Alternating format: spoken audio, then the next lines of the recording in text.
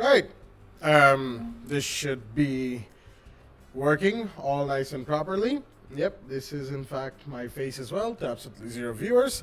I hope you guys are all enjoying. I'm just busy checking, making sure that all the shares have gone through. And I love the fact that the thumbnail that YouTube chose for me, it's absolutely dumb. Like, it really is absolutely dumb. I have zero idea how my face becomes a thumbnail for this stream, but I do hope you guys are enjoying.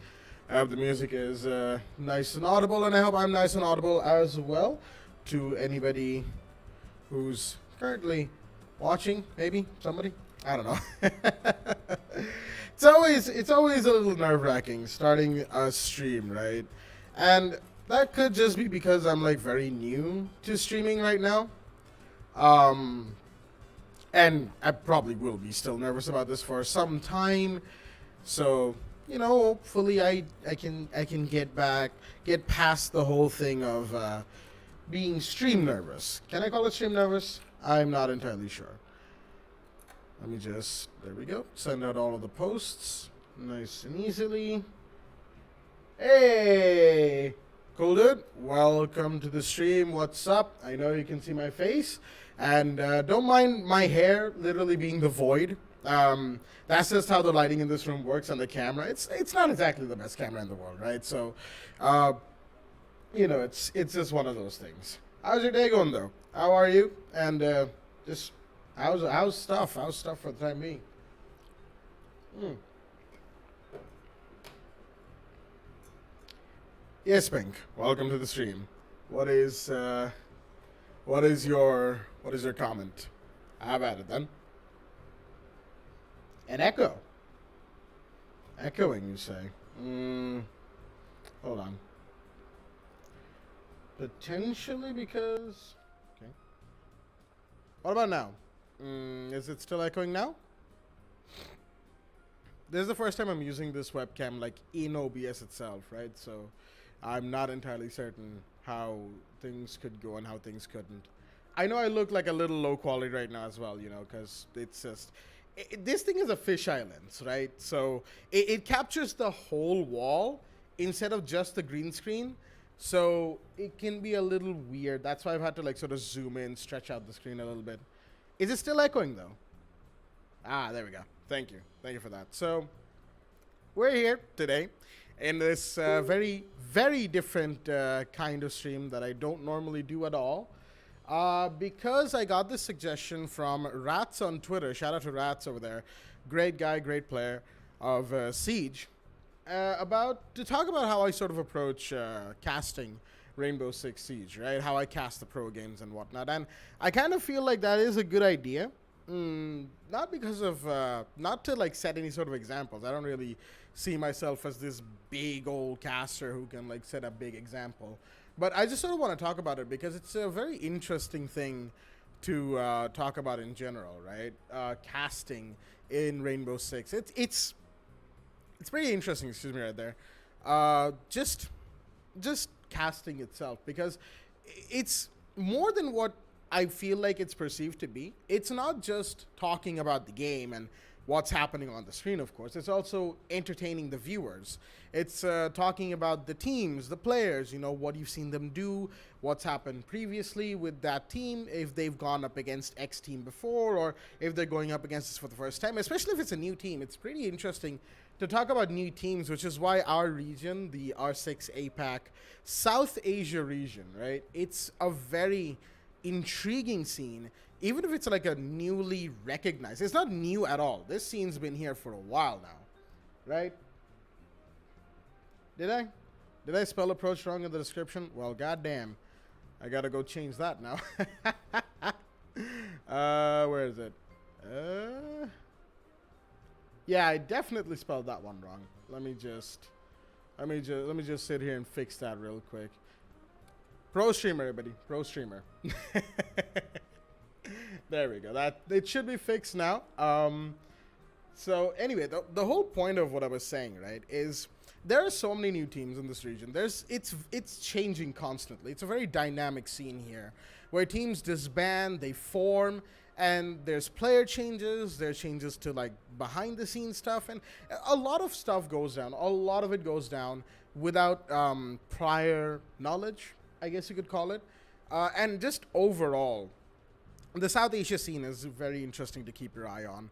And one of the things that has pushed this, into the limelight of a lot of Siege players in the region is, of course, the WD Black the Esports Club League for Rainbow Six Siege that we had up until last month, right? It was a fantastical league, and casting for that was absolutely amazing, but it was a little bit of a challenge too, especially when I started out, because up until that point, I'd casted like single games, solo casting before that, and it was a very different experience casting for the league, because not only was I paired up with somebody, but I was paired up with Foxy, the Foxtrot, the man who had helped this region out, who has helped this region out so much. Massive thank you to Foxy, and a massive shout out to him, because of him pushing for me to cast for the league, right? And without that support that he gave me, I wouldn't be here today. I mean, sure, YouTube is what it is, right? I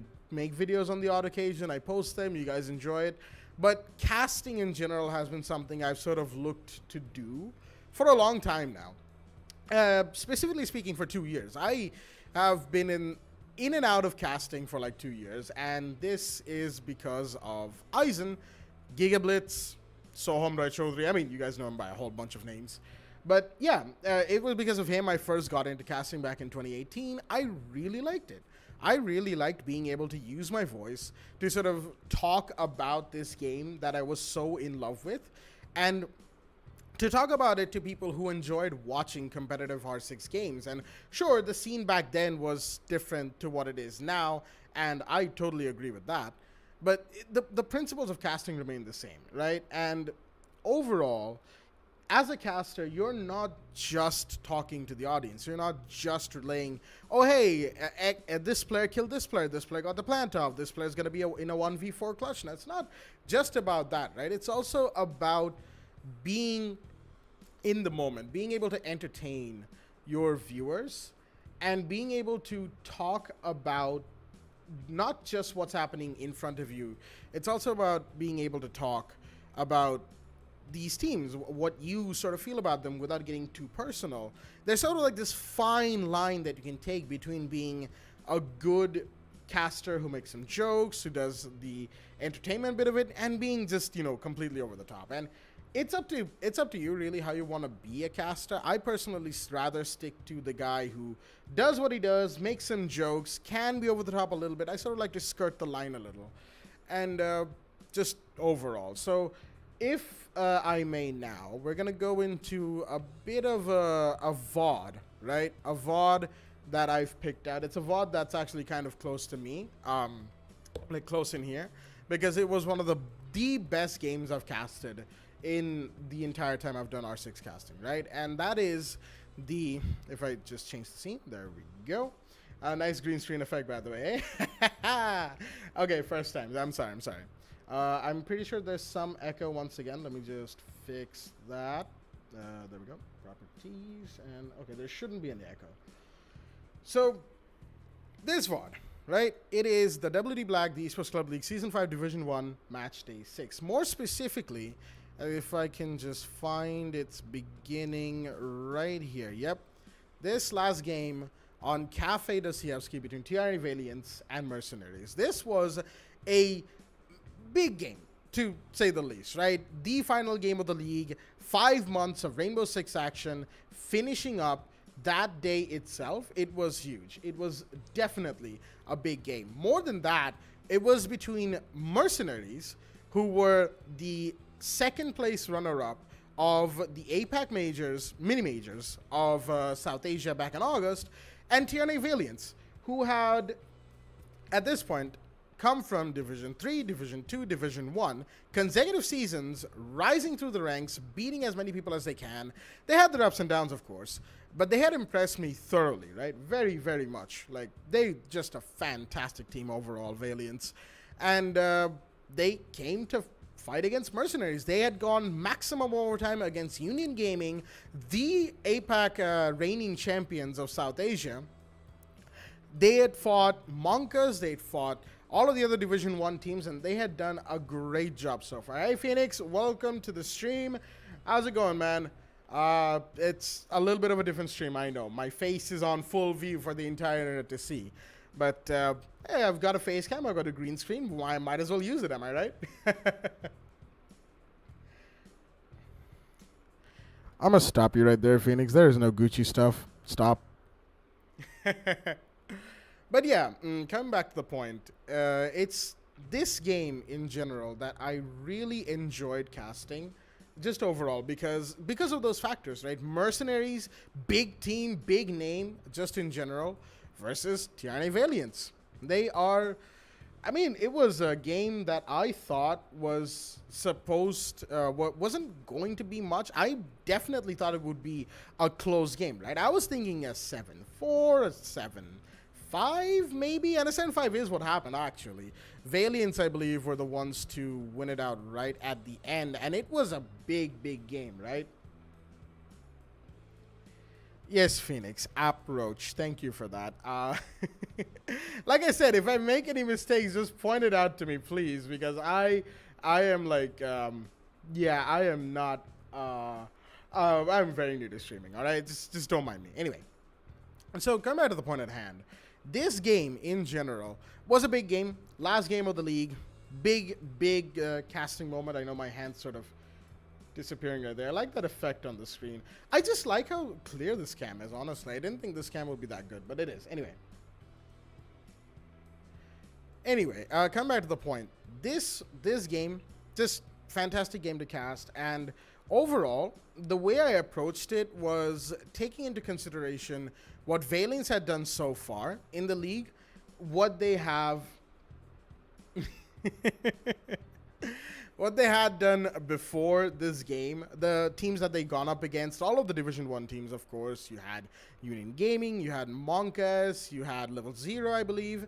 And then, of course, to come in, fight Mercenaries right at the end, who were such a big name and such a big team, well known for just absolutely demolishing opponents. Maybe their rivalry with Union Gaming speaks differently, but that's besides the point here. So my approach to this was to sort of try and sell the underdog angle here, right?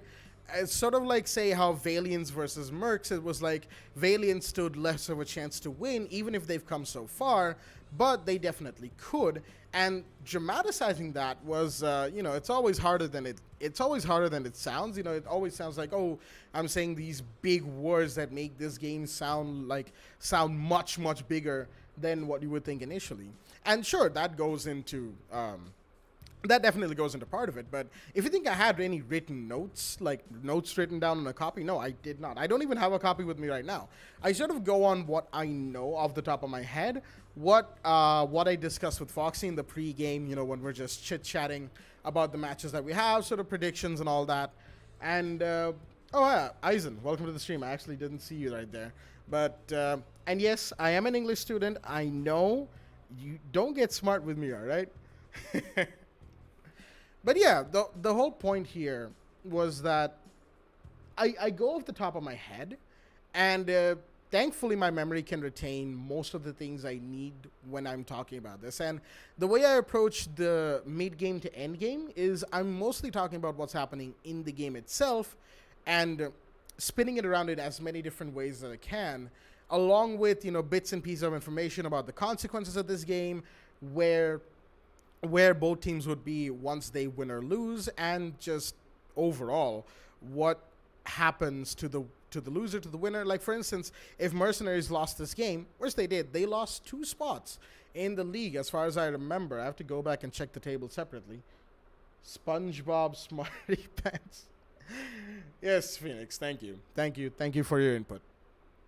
But yeah, overall, that was pretty big, right, for Mercenaries. Sure, it wasn't like this big grand final where everything was at stake, but it was still a fairly considerable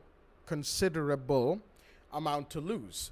And that's what made this game, that's what raised the stakes of this game. For Valiants, it was rising up more and more, giving themselves a better position in Division 1.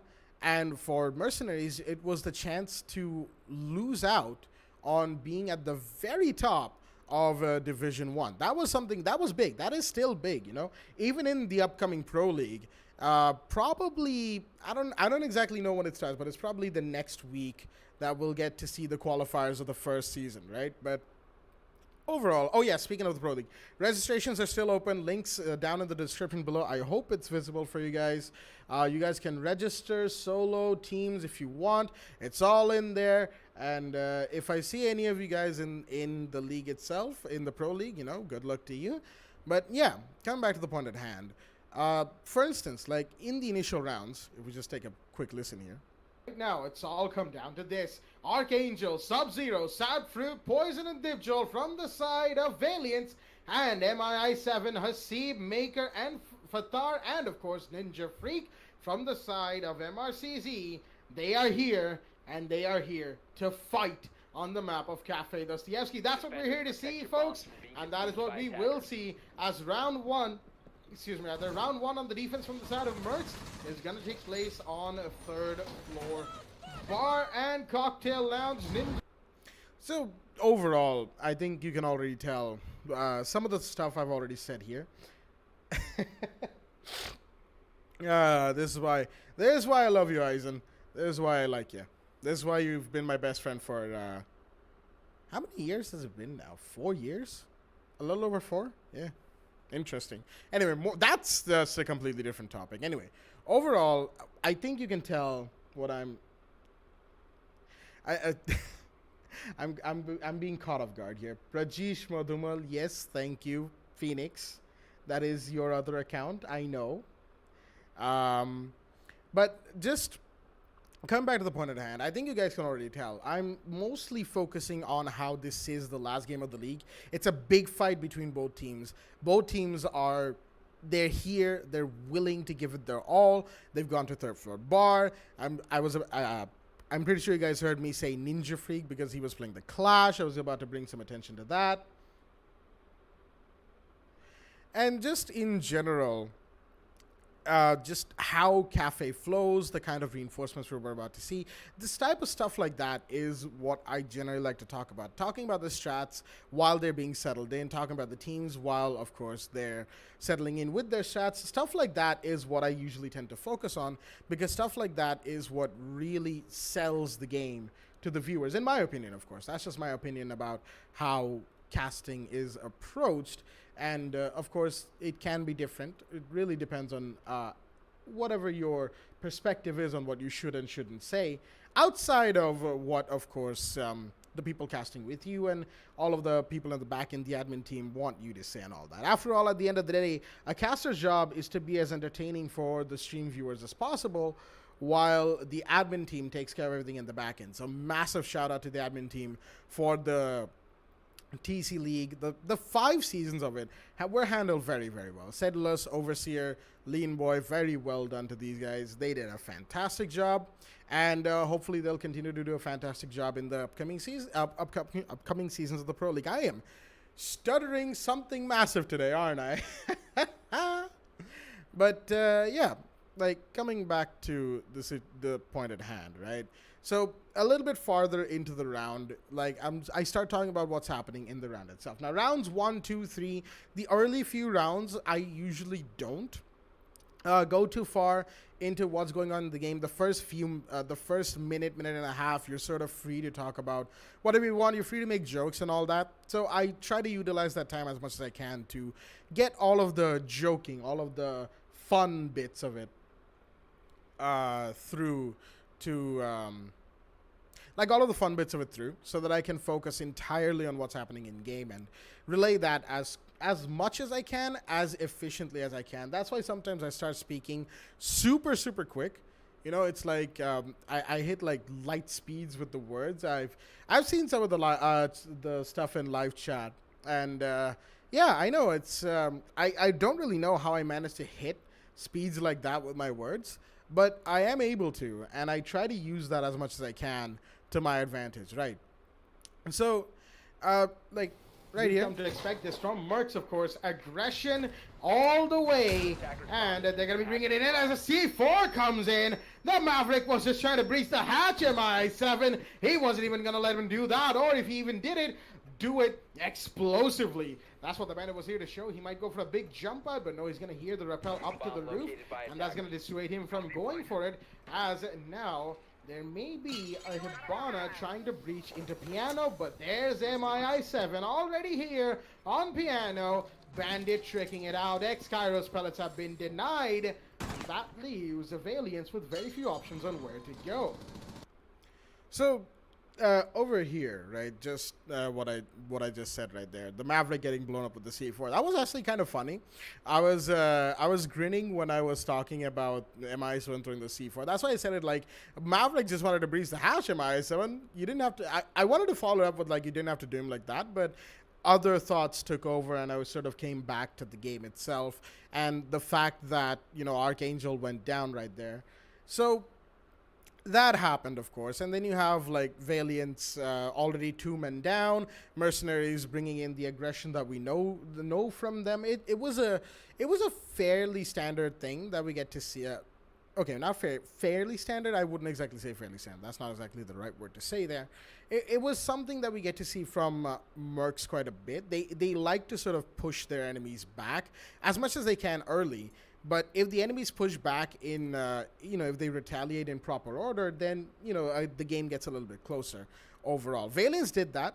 Earlier in the round, it didn't quite look that way, of course. But Valiants did a good job towards the second half of the game especially. It was a great game just in general. Still to this day, one of the best Rainbow Six games I've casted. And just overall, it's been amazing. Just the league itself was great, of course. We all know this. I've said this a lot, but I have undying appreciation for the esports club, for this league, to Foxy for like vouching for me to cast this league. Without him, I wouldn't have gotten this chance. And of course, when I talk about getting this chance, I also have to give a shout out to Sonic, the man. Like he talked to Foxy in my stead. Like I am a social wreck, right? I'm a nervous wreck when it comes to socializing with people I have never met before. And I had not met Foxy. The first time I talked to him was the day that Sonic was like vouching for me a lot. Like you should take him in the cast and this and that. And Foxy wanted to sort of talk to me. He was like, yeah, sure, I'll take him to cast if he's good. And then Eisen came in, showed him some VODs previously of what I'd done in casting in 2018, 2019. And Foxy was sold on the idea. And he vouched for me to TEC, and TEC took me in. And the rest is, well, it's history. I mean, it's out there. It's literally on YouTube. YouTube.com/ I believe the Esports Club, or just the Esports Club right there. You guys can go check them out. It's fantastic. Their esports streams are great too. It's just fantastic to cast for them. So, shout outs aside.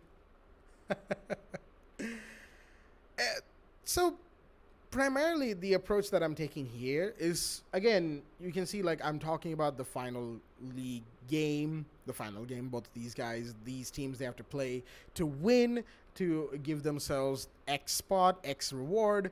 And that's how I sort of see casting in general. I'm not just talking about what's happening in the game. I'm also relaying what the game is doing, what the players are doing in the game. And I'm trying to spin it with pauses, with these little stops here and there, with big words being said, with emphasis being put on certain words. And fun fact is I actually move a little differently when I'm casting. Like right now, I'm just moving like I'm doing all this stuff with my hands. But I also, if I say so myself, I actually try to emphasize on everything that I say in casting just in general. If I were to pick, say, the second to last round, because Baba was the one who casted the last round of this game, right? Yeah, this one was Baba's casting. And actually, shout out to Baba for casting alongside me, and Foxy, and Dr. Dang and Tech. We've had a few casters in the league. Over the course of the league, we've had a few different casters. But overall, Baba and I casted quite a bit towards the end. And shout out to Baba. He improved quite a bit. He's a good caster. He has some issues here and there, the way he pronounces things, the way he goes about making his sentences. It's a little roundabout, but it's gotten better over time. And I fully believe that Baba can be a fantastic caster, even better than me. Yes and no, Eisen. I do not actively start dancing. Thank you. I don't think anybody needs that image in their head. But at the same time, you're not wrong. I move around quite a lot. That's why if anyone's paid any attention to the volume during the casting, right? I'm fairly loud, right? But sometimes you'll hear me sort of like dip because I've pulled back like this, It's a little lower when I'm doing this. It's much higher when I'm doing this. Sometimes I get really close to the mic like this, and I try to use that to see to gauge the effect it has on the stream. I used to go back every single day, rewatch the VODs, see what kind of mistakes I did, maybe a pronunciation mistake, maybe somewhere where I shouldn't have said something, or I said something, or I said something not quite in the way it was supposed to be said. Excuse me. No, Phoenix. I actually, you know what? This is going to be what? Very 2016 of me, but screw it, man. Phoenix is a request from Phoenix I can't deny.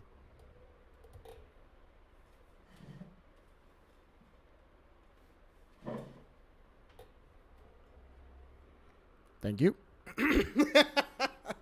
My hair is a mess.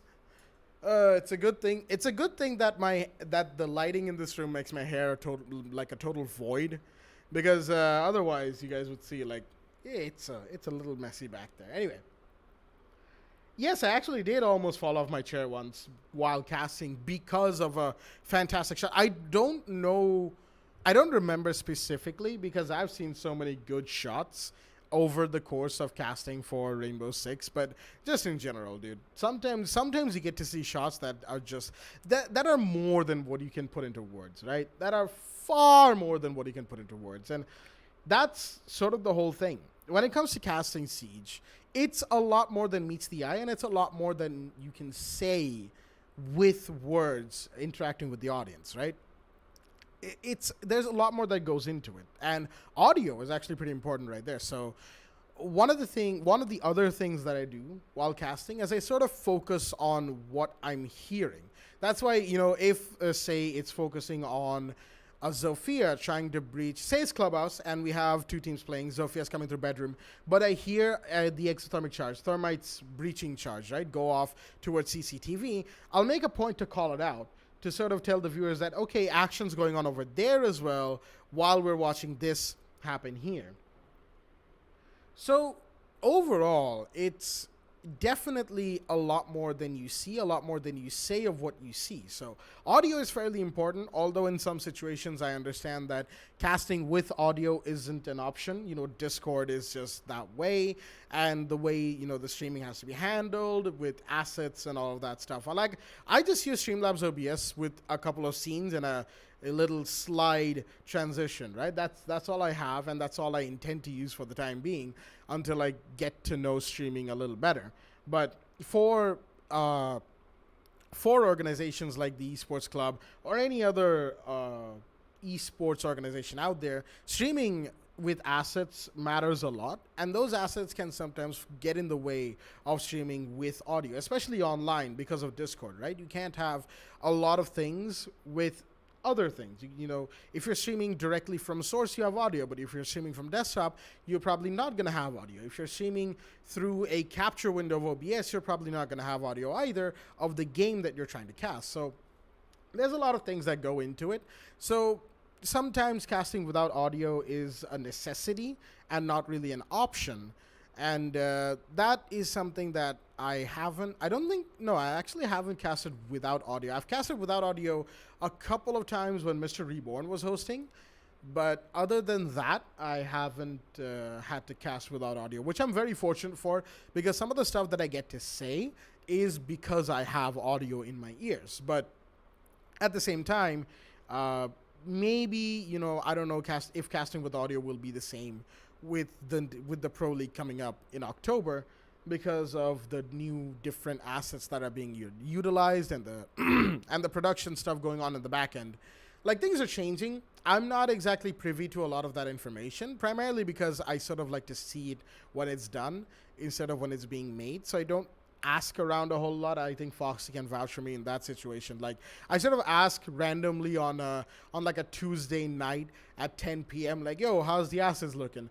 And then he has to answer that question while doing his other jobs. And right now, registrations are going on, right? So I make it a point not to butt in as much as I can. If they need help with registrations, I do what I can, of course.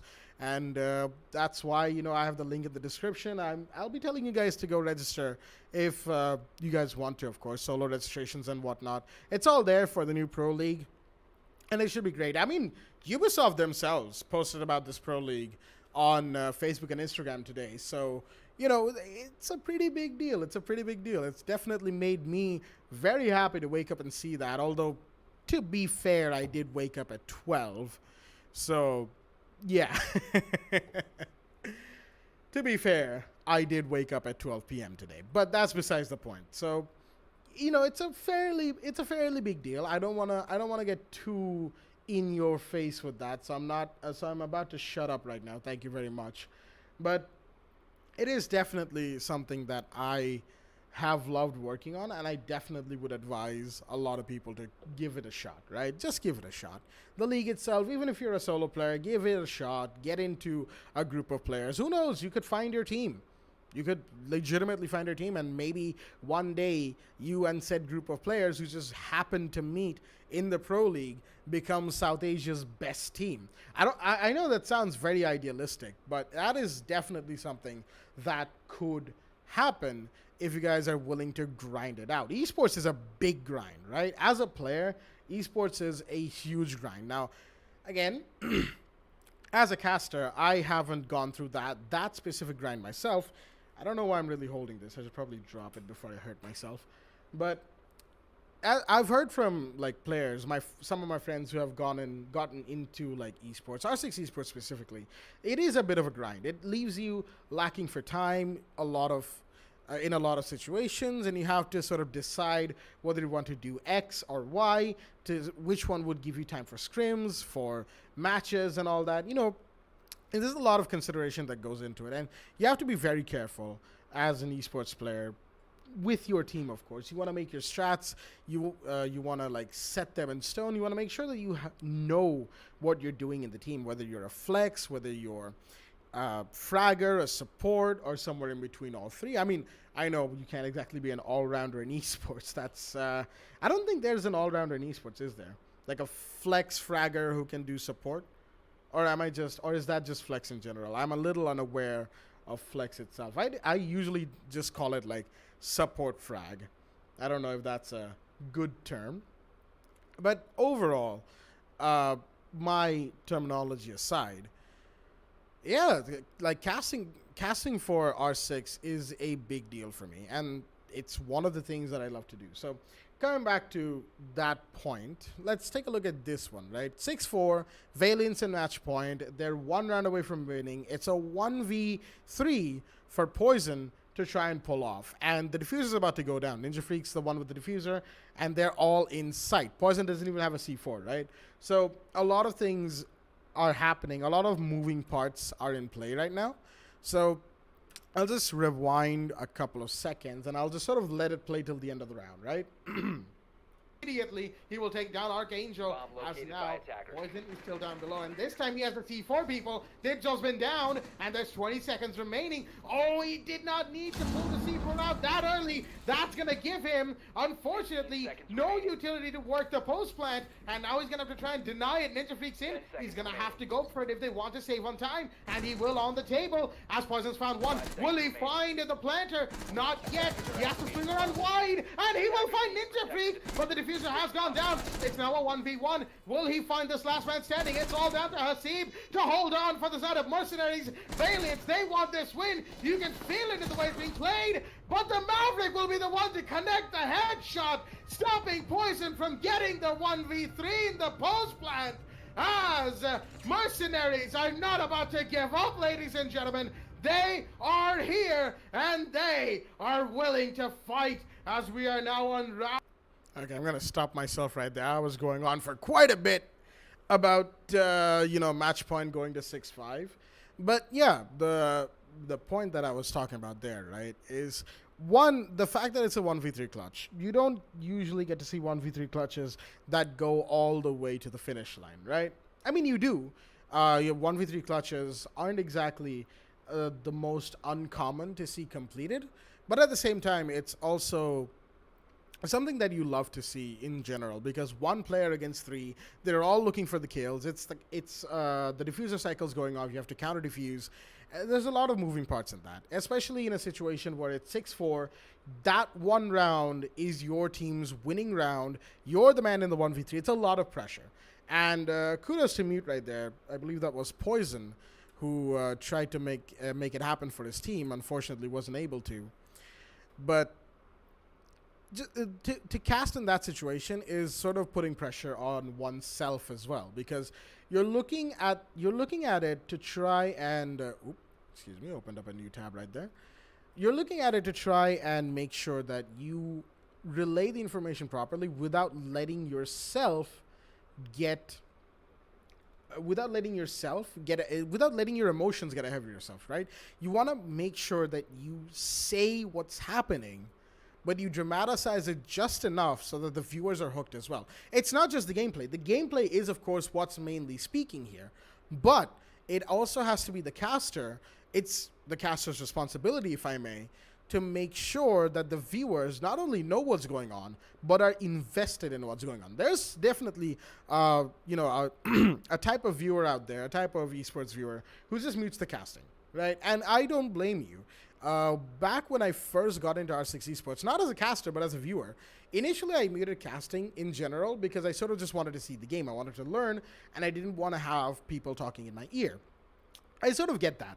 But then one time, I forget who it was, told me to just unmute and just let the casting flow, right?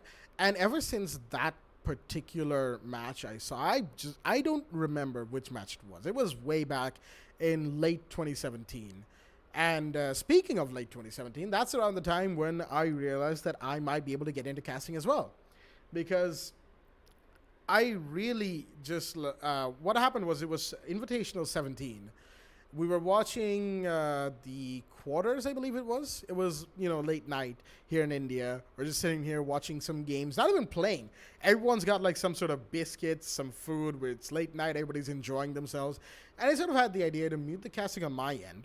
Right, mute the stream, and cast myself, right, to see what I would be saying versus what the casters are saying over there. So I did that. Nobody really paid much attention to it because people were just focusing on the game. It was like 3-4 of us on Discord. But then it came finals night, reveal for the next season had already happened, and we were just again chilling. But I decided to do that again, right? Manmeet Singh Dua, can I play R6 with you? I mean, sure. Not exact. I won't exactly say no to that, of course. But right now, I'm not playing Siege, and I don't know if I'll be playing Siege today. Maybe like way late at night, but definitely not now. After I'm done talking about casting in general, I'll be playing some Minecraft. Just chilling around. Who knows? I might build a gold farm by accident. I don't know. But coming back to the point at hand, so. What happened with that was, right, it was the finals. I was doing my own casting. I didn't mute myself on Discord, by the way. I didn't want to. I sort of wanted to see what my friends would say. There were like 4 of us on Discord. It was me, it was Aizen, and I've forgotten who else was there. I really have a bad memory for these things, don't I? But definitely, I did that. I was doing the casting, and Aizen actually, at one point, asked me, why are you saying exactly what they're saying over at the casters booth? I was like, what do you mean? And he's like, are you not listening to the casting? I'm like, no, I've got the casting muted for myself. This is just me talking. And he's like, wait a minute, this is just you talking? I was like, yeah. He just sort of like said, all right, interesting. And we didn't have much of a discussion about that after all. He just told me to keep doing it, and I kept doing it. I don't know what he was doing on his end over there.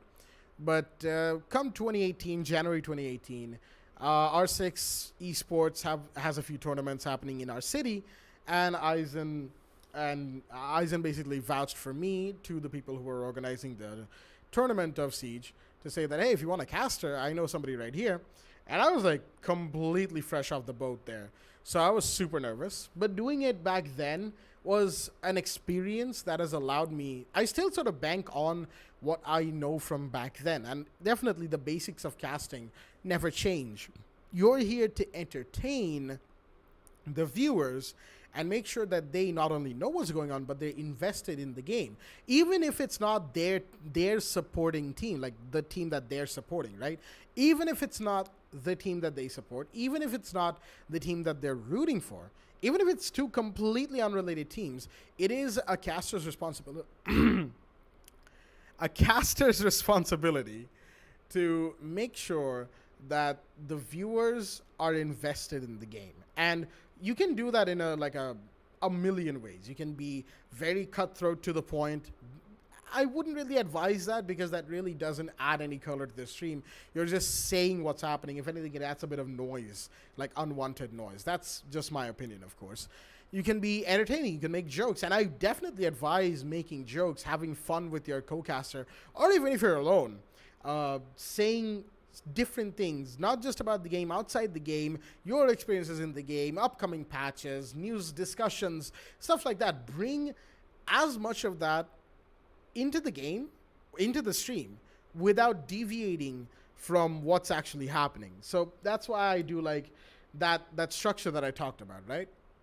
Initially, I'm talking about what the match holds as a consequence, what these teams are facing, how they play. That's what I do for like the pick phase, the prep phase, and say about the first 40 seconds.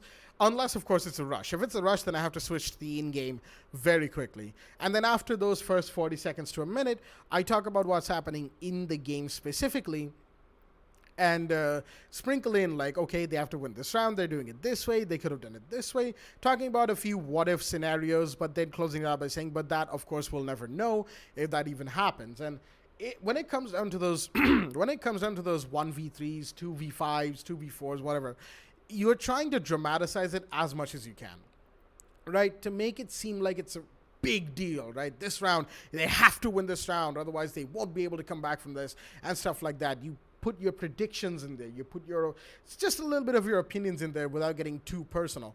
That's basically the way I approach casting. It's a bit of what the teams are, how they approach this game, and what the teams are doing for, excuse me, what the teams are doing to, win the match itself. Talking about the game. Let me just.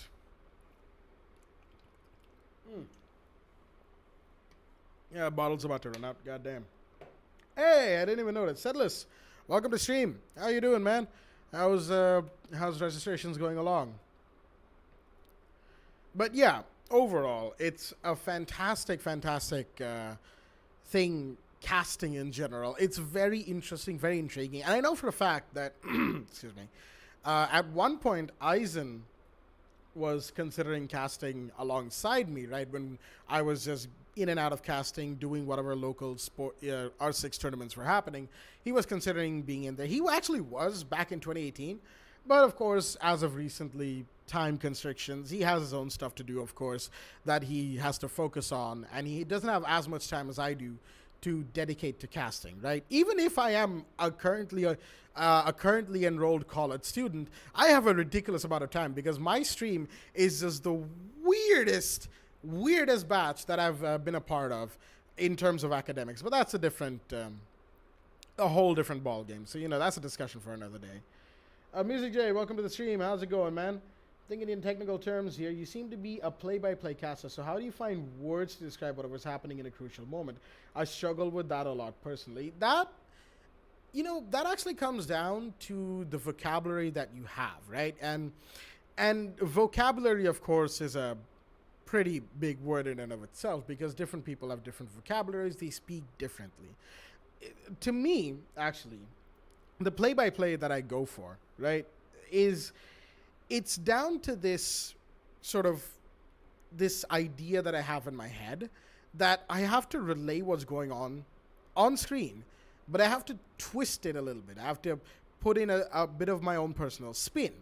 And that comes down to how your command of the English language or whatever language you're casting in, right? It doesn't even have to be English. It could be a local language, your country, your state, whatever language you're casting in. That is important. Knowing words is important. Now, I won't exactly say, go get a dictionary, sit down 8 hours a day. No, no, no, no, no. Definitely don't do that. I wouldn't advise doing that at all. But watching pro games be casted, right? Watching the big leagues, watching EU League, watching NA League, the casted matches there, that's important because that also allows you to see what kind of words those casters are using there.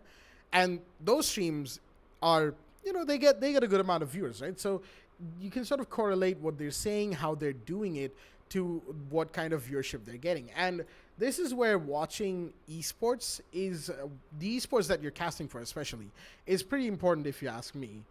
Because because you need to know what to say, when to say it, right? The timing's important. The words are important. Knowing your words, even if you don't know like a massive 12 million word vocabulary, that's fine. Having a limited vocabulary does not mean you cannot be a good caster. You just have to try and spin it in as many ways as you can. Sort of try to think like branching paths to the same sentence, right? And that helps play-by-play be a lot more interesting than if you're just saying, oh, hey, Hasib killed Poison. Oh, hey, Archangel killed this guy. That's not the way you should go about it, right? Only Redacted, welcome to the stream. Thank you for joining in. And I mean, trust me, 3 lights, 4 and a green screen. It's been a while coming, but definitely I have been trying to set this up for a while, right? So overall, I'd say when it comes to play-by-play casting, I really love tripping over my words a lot today. But just casting in general should be more of how you're able to keep the viewers entertained, how you're able to relay what's happening to the viewers, and how you're able to engage with the audience without actively saying, oh, hey, X person's in chat, welcome to the stream. Because so something that goes around quite a bit when it comes to casting, right, is don't look at live chat. Now, I definitely agree to that because live chat on YouTube, on Twitch can be a bit of a pain in the backside, right? We all know this. We've all seen it. And it just is what it is at this point. I don't really know why the internet is the way it is. But at the same time, sometimes to gauge the kind of reaction you're getting, you sort of have to look at live chat, right?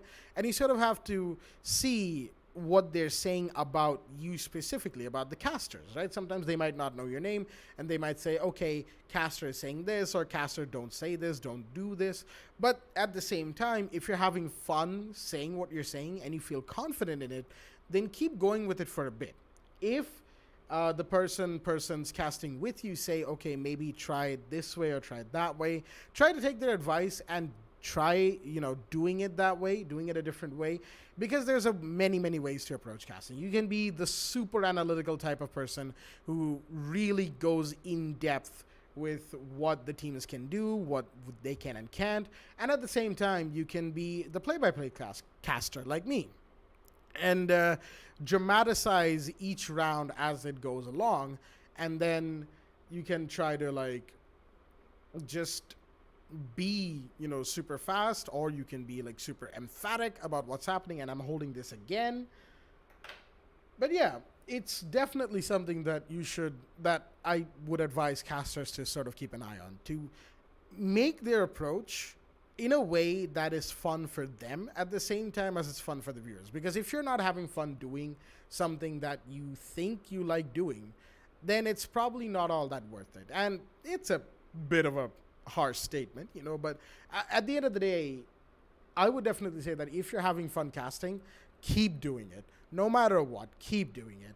Because casting is something that is very interesting, very intriguing. It's one of the things that has caught my attention since 2018. I've been getting into casting more and more and more. And with the Esports Club League that ended last month, and now with the Pro League coming up, it's it's never been a better time to be a caster, in my opinion, because now R6 Esports is sort of taking off more and more and more in the country. Now, regardless of the state of the game itself, we all know what Rainbow Six is going through currently with the bugs, with the new season. It's a bit of a mess, right? It's a little bit of a mess over there. And I won't disagree with that in the slightest. R6, like, as a game, needs a lot of polish right now. They've brought in some of the bug fixes from the test server to the main game. Shadow Legacy is definitely performing a little better after 3.1, but at the same time, it needs a lot more. It needs a lot more of work, especially the servers. The issues with like client to server side responses, with desync, and just in general rubber banding all over the place. I feel like a Minecraft Enderman, man. Like, I'm trying, like, it's Coastline, right? It's a ranked game, Coastline. I'm trying to go in through Hookah deck into Hookah. I'm entering the door, out the door, indoor, outdoor, indoor, outdoor. Like, what am I? Am I an Enderman? Am I some sort of mage who doesn't know teleportation magic? What am I? I'm definitely not an operator in the real world, or in the world of Siege, you know, that's kind of what I'm saying. But yeah, overall, casting in general it's a little detached from playing the game itself. If you keep up with the game and the meta, if you watch enough esports, definitely you could still keep up with the game without keeping up with the actual game. But I would advise actually playing the game to have your experience speak for itself. You know, that's why I say bring a little bit of how you experience the game into casting. Not a whole lot, mind you. Not like a ridiculous amount that turns it into a complete opinion piece. No, definitely nothing like that. But speak about the game, right? In your play-by-play, speak about the game, speak about the strats you're seeing. If you recognize a strat from a different region, talk about that. If you think that a certain play is interesting, talk about that. If you have the option to cast with audio, use that audio, right? Listen to what's going on in the game. If you can, again, if you can't, that's unfortunate. That's a completely different ball game, and you have to go off of what you're seeing in front of you. But if you have the option of speaking with audio, then definitely keep your ears, you know, peaked all the time, as much as you can, without distracting yourself from what's going on in front of you. Because again, it's sort of this balance when there is audio. It's sort of this balance between what's happening in front of your eyes. For instance, right now in the pause screen right here, we're spectating the Hibana Satfruit who's going through a cigar shop.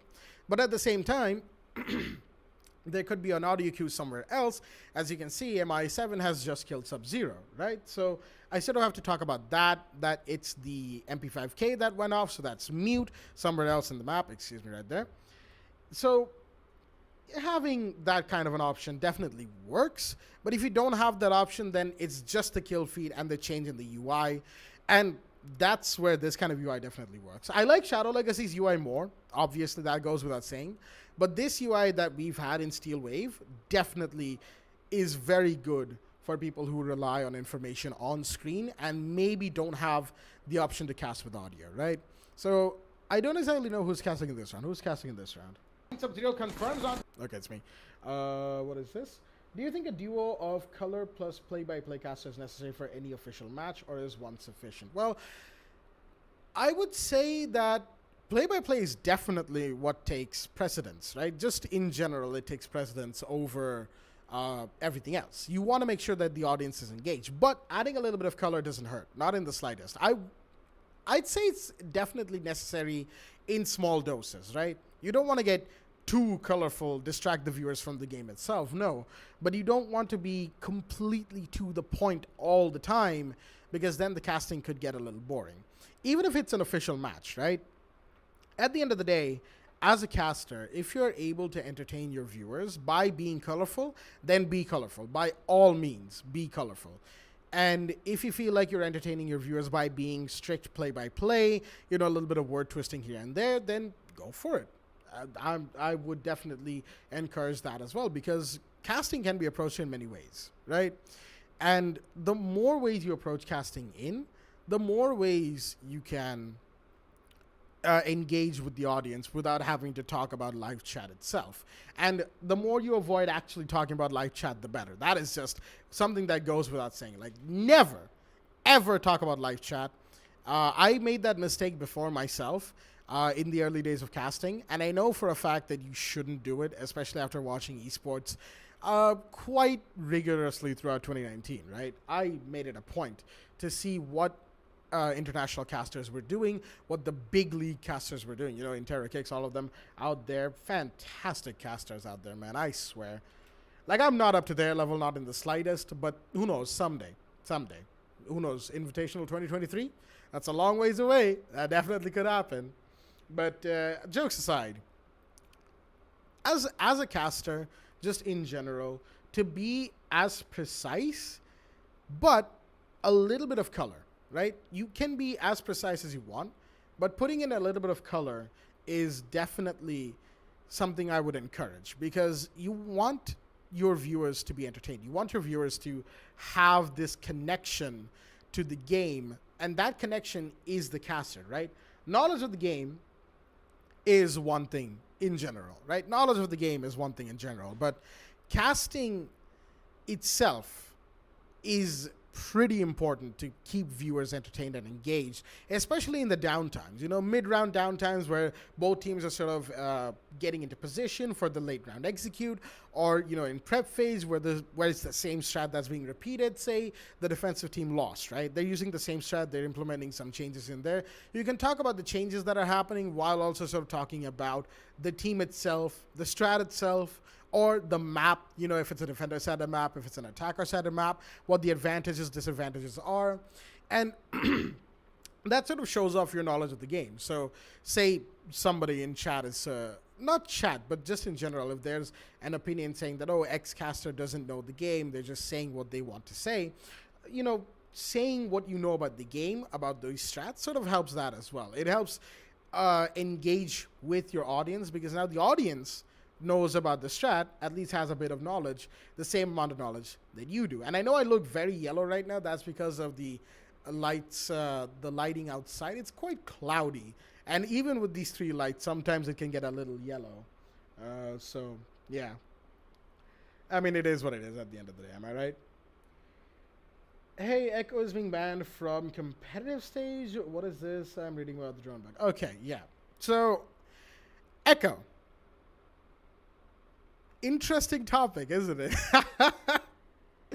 Oh boy, Echo can never catch a break. Even when he's not banned from competitive play, he's banned in the ban phase. It's just a whole thing. But the thing with Echo's drone right now is basically that his drone becomes invincible. You literally cannot kill it after emptying round after round, mag after mag on it, right? You can do whatever the hell you want. That Echo drone ain't about to budge, right? And it's been a bug for quite a while. I believe that bug actually came out around the same time Echo's Elite Skin came out, about 4 months ago, give or take. I might be wrong there. But yeah, that's why Echo's been banned from competitive. And that's why, you know, Echo just gets banned in general. His drone going invisible is already a big thing. But then being invincible on top of that, are you kidding me? Definitely Echo should be banned from not just competitive, just in general. Like, you remember how they implemented operator quarantine for Clash? Well, I feel like they should do something similar for Echo, because just this bug, it's still there, obviously. Sure, you can't play him in competitive, but competitive isn't the only mode in Siege. Sure, when it comes to balancing, I feel like competitive should take precedence over the casual community. But when operators are being quarantined, the casual community shouldn't have to suffer from a bug that the esports side doesn't have to anymore because of course, operator quarantine.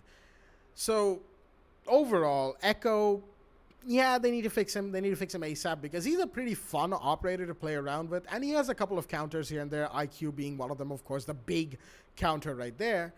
But yeah, they need to fix Echo. They really do. This bug has been there for a while. I don't know why it's not fixed. They banned him from competitive play. They made a patch where they fixed a different bug, I believe it was, said that they fixed an Echo bug. He came back to competitive, and the bug is still there. I'm not sure how that happens. I'm really not sure how that happens. But, I mean, it is what it is at the end of the day. I don't know what Ubisoft is thinking with that. But, hey, Clash is still a thing, and she isn't bugged yet. I really hope, like, the next patch, if Clash has like another bug, and she gets banned again, I'm just like, how? Even Monty, who is a full shield operator, didn't have this many bugs with him, as far as I'm aware. I don't know, man. Sajer, welcome to the stream, man. What's up? I'm doing great. Having a fun time talking to all of you beautiful people out there, and just in general talking about the game. It's fantastic, dude. Rainbow Six is a game that has held my interest for so long, and it still continues to hold my interest despite its current less than stellar state. Right? Sure, I'm looking into different games. I'm pretty sure you guys saw the Twitter poll I posted yesterday about what I should stream. That's where I got the suggestion from Rats, and a lot of people supported that suggestion about talking about casting, about the game just in general. And it was a great suggestion. I'm super thankful to Rats. So Rats, if you come by this stream, if you ever, watch this stream, I don't know why you would, but hey, it is what it is. If you ever come by the stream, thank you for the suggestion, man. It is great to actually just sit back, not play any games, just chill out, talk to your viewers, and just have a fun time in general. I know I've paused the music for a while now, but hey, it is what it is. There we go. See, this is a complex game, and Ubi doesn't test releases enough. I mean, absolutely. Absolutely. The test server is there for that specific reason, yet we get test server phases for 4 weeks for the new season. We got that for Shadow Legacy, right? And here we are. Here we are. Shadow Legacy today. It's like so bugged, so broken in the worst possible ways. I have no idea what they did for Ubisoft Forward. Was it rushed for Ubi Forward? Definitely felt that way. And the release was broken as hell. But, hey. Good. Now play COD so I have a reason to... No. You're not getting me in there. Okay. COD, I don't know. Okay? I don't know about Call of Duty.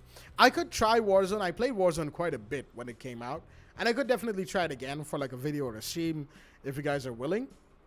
But I don't know about spending, what is it, like 210 GB of my drive space?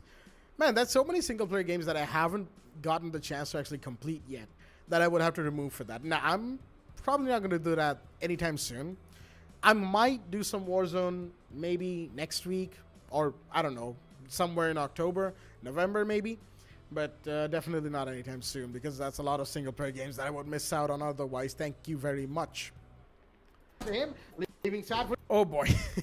I pressed spacebar by accident a couple of times. But yeah, actually, speaking of which, let's have a quick listen to, just one last time, a quick listen to how the casting's happening here, right? Before I move into what the title of this video, of this stream says on the other end, which is, Minecraft chill later. Because I still have an idea to do that. I still intend to do that. Thank you very much. Unless my internet has bugged out. It has not. All right. How the castings. We're cool. I just hope Steam isn't. Nope, Steam's fine as well. There we go. Thank you. So, yeah, let's have a quick listen. That's another big drop. And the MI7 comes in, finds Sub-Zero, confirms onto him, leaving Sadford and Poison, the last two standing. There goes one. It's all down to Poison, the last man. The IQ on the roof of Cafe drops into red stairs. Will he find somebody inside of a piano? No, he sees the Echo Zone. The Echo Zone cannot stun him from that range, of course. He's going to try and fall in. Goes into Cigar Shop, and that will be his demise. That was a pretty unwinnable situation, wasn't it? I just randomly selected this round. I didn't even know who was casting here, but at the end of the day, that's sort of the thing, right? You can hear me pausing while doing the play-by-play as well to sort of give effect, to sort of give emphasis to what I'm saying, what I'm about to say next, and to just sort of say that, hey, this is what's happening, and this is, you should really care about this because it's an intense situation. Sure, I mean, what was it, a 1v5? Poison probably wasn't about to make it out alive, even if he got a couple of kills, right? But that's the whole thing. That's just the way I approach it. I try to emphasize things. I try to make sure that the viewers are aware of what's happening everywhere else, how the defenders are positioning themselves in this situation versus where Poison is. The Echo Drone that tried to stun him couldn't do it from that range for whatever reason. Poison wasn't able to take out the Echo Drone either, but that meant that going into Piano was probably out of the cards because there's probably somebody playing Dark Spot, so Cigar shops his entryway. He tries to go through the main door and gets shot in the face. So yeah, that's sort of the thing that makes casting for me. It's very interesting to see player behavior this way. It sort of gives me a little bit of a window into how esports players are thinking, what they're thinking of when they're doing this, and definitely a fantastic way to learn just in general. Like watching esports, watching R6 esports, right? International games, even games in our region. It has shown me a lot that I didn't used to do, that a lot of the mistakes I did that I was able to learn from by watching esports and sort of rectify as I went along. Stuff like that. Like, it's contributed to me, myself, being a better player, which I like. I like being a better player than who I was even yesterday. Because, though, to be fair, yesterday I was an absolute idiot of a player. So, yeah. Casual. Hey, it is what it is. But in general, I feel like that is definitely something that one should be weary of when casting. You want to make sure that you are on top of your game. You want to make sure that you know the teams, have some level of knowledge of the teams that are playing, the consequences of the match itself. You want to add a little bit of spice, a little bit of color, not in terms of like using some unfortunate words, but the way you spin your words, that's your color right there, right? The way you spin your words, the way you relate to the audience, the way you relay what's happening in game to the audience, and your play-by-play, you have to make it impactful. You have to emphasize in the right spots. You have to put your pauses and timings, and stuff like that is quite subjective. So figuring it out is sort of like the aspiring caster's own journey. You want to make sure that you know how you want to do it, and you want to practice doing that as much as you can. Solo practice sessions, voice warm-ups, all of that. You want to make sure that you keep doing it as much as you can, and that'll improve your voice over the course of time, and that'll help you just be a better caster. Like, just be a better caster in general. That's pretty much it. That is pretty much how my take on casting goes and all of that. So, you know, thank you to everybody for joining in for that. And right now, I think, you know what? Just before we close out, let's have a listen to. Nope.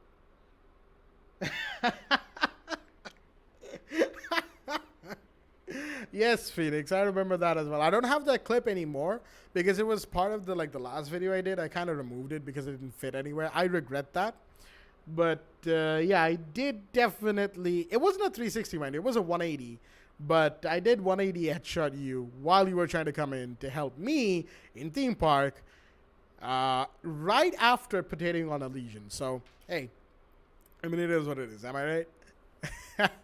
So, before we close out this section of the stream, let's have a quick reminder, a quick little watch of what happened in the very last round of the first WD Black Esports Club League for Rainbow Six Siege, right? Because this round is one I will never forget. Even if I wasn't the one to cast this, Baba was the one to cast this. He did a fantastic job, and definitely when Baba comes back to cast for the Pro League, I would definitely advise, you know, to just come into the live chat, give him some positive reinforcement. He keeps an eye on the live chat as well, and give him some positive feedback about his casting. Like, I'm not saying to be biased. Definitely don't be biased, but just you know, tell him that he does a good job, man. He does a great job. Baba, if you're watching, if you ever come by the stream, you do a great job in casting, and you've been improving quite well. Never let anybody get you down. All right? All right. On the reinforcement doors, followed up with the nade to eliminate one of the Dip Jules, who's playing as the Kite, to eliminate those Electro Claws. Indeed, a lot of flashbangs to confirm that the ADS will be exhausted, and Hasib will be there to use his nade. Indeed, the nade will throw in but won't be able to take out the Electro Claws. And looks like the time on the side of Team Mercenaries, they are eventually wasting a lot of time indeed. The Droneworks will come in, checking to make sure where exactly is the position of the Electroclaw. Uses it yet again. Will it be able to connect? No, it does not. Oh no, this is not going to go well. Hasib has to use his breaching charge yet again to open up the walls indeed. This time he needs to do it a half wall trick indeed. That would cause a lot of problems, and also Hasib will also be go down in HP because of the Electroclaws being used instead. A lot of angles being used on the side of the defenders, and looks like Mercenaries, they are wasting a lot of time indeed. Only 1 second left as a lot of utilities being thrown out. Ash with the breaching charges to make sure any of those utilities won't be in play. Dibjol, Yes, Foxy, I see that right there. No, not again. The breaching torches won't be able to open up the walls yet again. This is not going well on the side of Team Mercenaries. They have to go for the push yet again. They only have 40 seconds left, and looks like it's finally been opened. They can be able to open up the wall, but looks like the Kaid is prepped up with his C4, the TCSG. You just need a perfect timing indeed. They only have 30 seconds left, and looks like Archangel, he's already found one. But that is the Zofia. She can be able to withstand at the right moment. Maker has the perfect opportunity, and he's going to eliminate one. That is Ninja Freak eliminating Sadfruit, as Archangel will be there to confirm the kill, eliminating Fatal. And just like that, the push comes in. They only have 15 seconds left.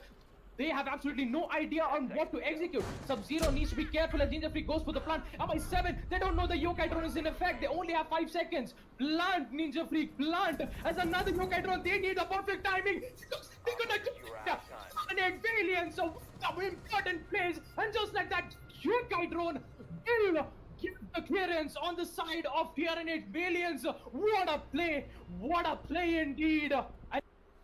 What a play indeed. That was a game and a half. And I mean, really, just sitting there next, like with Baba in the Discord call and just listening to him go absolutely ham. This round is what specifically convinced me to really see that, it convinced me of Baba's improvement, and just in general, dude, just fantastic. Foxy, welcome to the stream. And yes, I know you see that smile. I was trying not to like interfere with the VOD itself, but hey, here we are. Hi, Flanker. Welcome to the stream. Yeah, actually, Foxy, if you're free, I'd like to hear your take on casting for pro games. You know, we are coming up with the Pro League very shortly, probably next week, question mark. But yeah, if you're free, definitely join in. I'm just chilling, not in any Discord call, mind you. I'm just chilling out here. So you know, just send me a text and I'll bring you in nice and quickly. So overall, like, casting in general is a fantastic thing. It's an absolutely fantastic thing.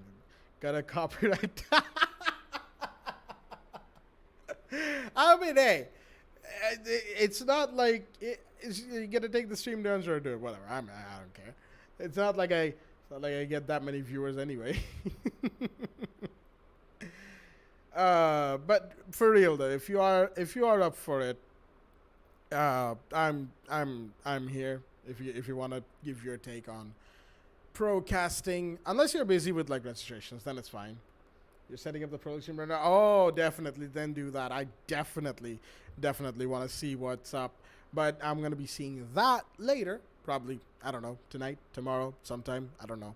But yeah, hopefully that all goes well. And transitions are weird because I have no idea how to transition from R6 Procast.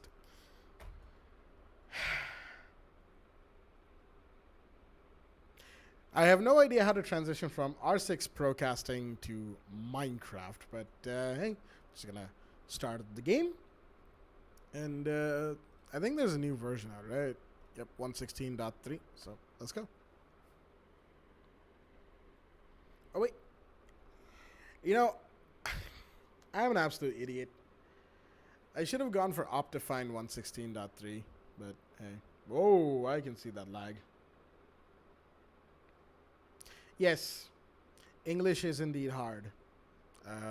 Hold on. I didn't even have any audio on the Minecraft. What the hell? Is my audio alright? Not this. There we go.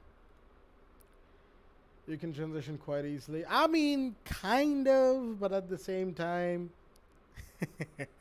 It's called opening up Minecraft. Yeah, no shit, genius. There we go. There's gonna be a bit of lag with the face cam initially. Check Discord DM. Alright. Oh, you have a screenshot. Nice. Thank you for this one, Flanker. Definitely. In case any of you are wondering, this is. He just sent me a screenshot of the game the Flankers team had with UG.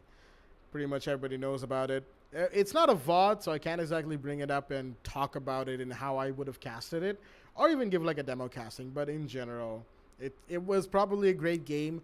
I do kind of feel sad that I wasn't able to cast a game that big, but hey, it is what it is. SA qualifiers. Best of luck to all the teams playing there. Post Rios. Still, man, those numbers aren't exactly unimpressive. You know what I mean? Anyway, transitioning over to Minecraft. Oh, I really have to stop hitting my mic. I really do. Okay, which one is... I believe this is the one, yeah. Yeah, I know what I'm doing. Let her rip. Oinkers fam represent, absolutely. Oh, dude, I was not expecting that. Like, literally, I woke up that day and Flanker text, not woke up, like a little bit after I woke up, Flanker texts me and is like, oh, hey, we beat Union Gaming, by the way. I was like, no. You'll be able to cast a game that big if Flanker registers. I know, right? Flanker, come on, man. Come on, man. We want the Oinkers. Hey. Retired. Oh, that's unfortunate. Yeah, that is a little unfortunate, but hey, at the same time, it's like, what are you gonna do about it, right? It's all down to his own like personal wish to retire from R6 right now, so I won't stop him. Nobody will, because at the end of the day, if he wants to, let the man be, right? Oh, and yeah, don't worry about this. This is nothing. This is just a concept that I'm coming up with. I'll talk about that in the Minecraft video when it comes out, all right? Oinkers is the best team that never existed, and it will stay that way. Feels bad, man. Feels bad. Definitely.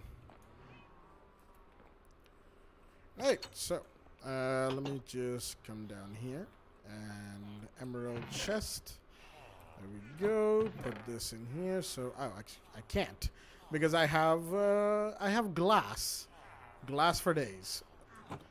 So, yeah, I actually was working on this place between episodes, right? I've been meaning to record a Minecraft episode for some time now, but I don't really have the resources for it, which is the worst part, because the resources required to move forward with the episode, right? So that's why I'm here on stream. I want to get started on a gold farm, so we're gonna be in the Nether for a long time this episode.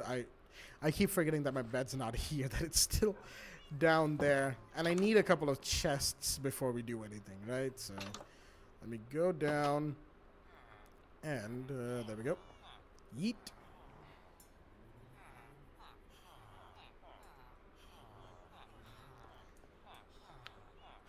Yeah, what's up, fam? That was cringe. That was absolute cringe. I don't know why I said that. Right, so what do we need? I need... Why do I have 3 axes? No, I have 2, right? Yeah. Slick touch thing. Oh, because I meant to, like, join these two together, right? 27. 23. Alright. I need quite a few levels for this. I don't have that many levels. I really don't. Right.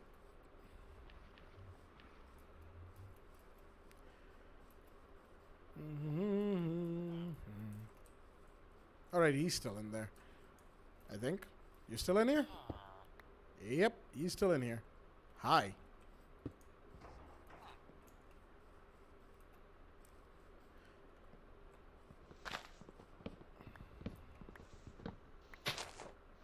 I've just been busy clearing things out one by one, all the trees. Like there used to be like a massive amount of trees in this hilltop sort of thing. I've just completely cleared them all out. Like, nope. I need chests, I need wood. So yeah, I need to build a tree farm sometime. I probably will do that for like an episode, not this stream particularly. Is the sound different than before though? Not just still the same. This is okay. There we go. I don't have a shovel on me. Why do I not have a shovel on me? I don't know. I legitimately just do not know. Alright, so 19 equates to, yeah, that should be a few chests, so to speak.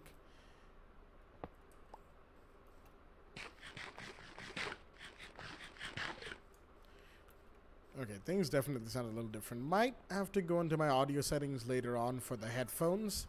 I hope it sounds alright for you guys, right? The sound itself, because definitely it sounds a little weird to me, so to speak.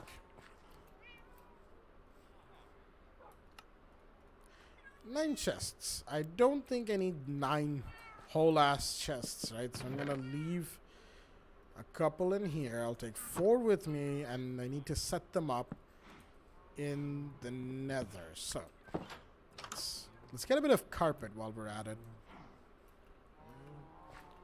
Hey Dragon, what's up? Welcome to the stream. I'm just messing around in Minecraft as much as I can because, hey, it is what it is, right? I say that a lot, by the way. It is what it is. It's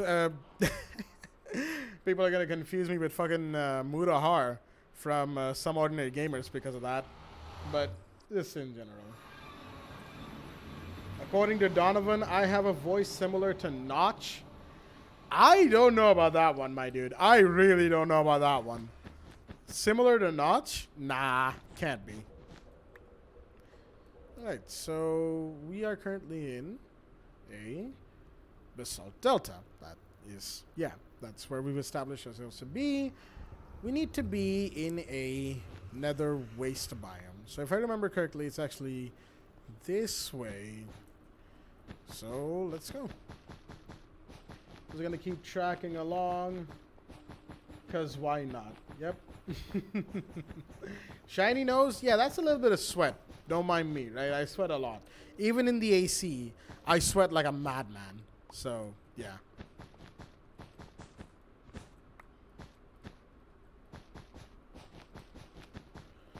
Okay, so we're still in the basalt delta.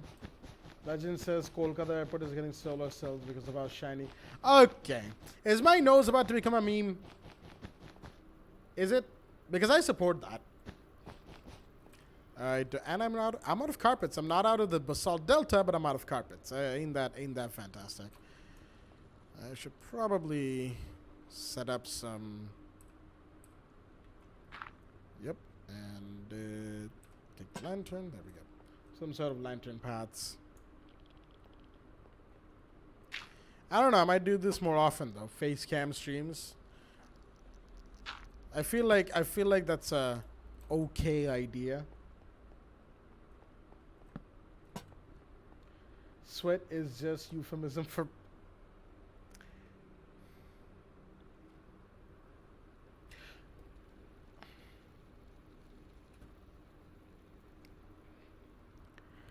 Cease.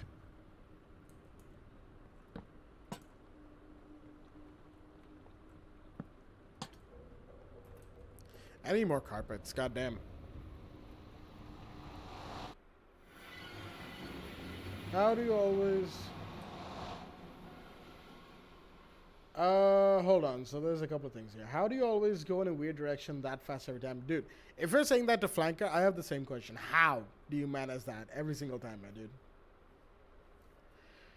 Dragon, actually, that is... what we were there in the nether is actually on top of the nether roof, right? So yeah, hold on, let me get the carpets and I'll show you what I mean by being on the nether roof. So go here, as many carpets as possible, right? This should do. Yeah, the on top of the nether roof. Basically, it's on top of bedrock, right? Hold on. Let me go back, and I'll show you like what I did. So this is the nether roof, right? You're right to say that this is the basalt delta, but this is actually the nether roof. So if I just go down here, up, I had to dig all the way up, dig this whole place out, find this particular piece of bedrock, and then break this. I even made a mistake, right? I broke that bedrock instead of this one, which was, the mistake that I made. But yeah, that's how. The nether roof is like a fantastic place, a weird place, but a fantastic place. And this is my actual basalt delta spawn, like down there, way down there. I've been collecting blackstone from there, like a lot of blackstone, but I need a lot more. I also need some gold, and I need a piglin bartering farm. That's like the main idea of why I'm here, but I can just settle for a gold farm for the time being, right? So let's continue on moving ahead. I've actually gone quite a ways already, and I don't have as many blocks as I want to, but I can just put the lanterns down on the floor. It really doesn't matter.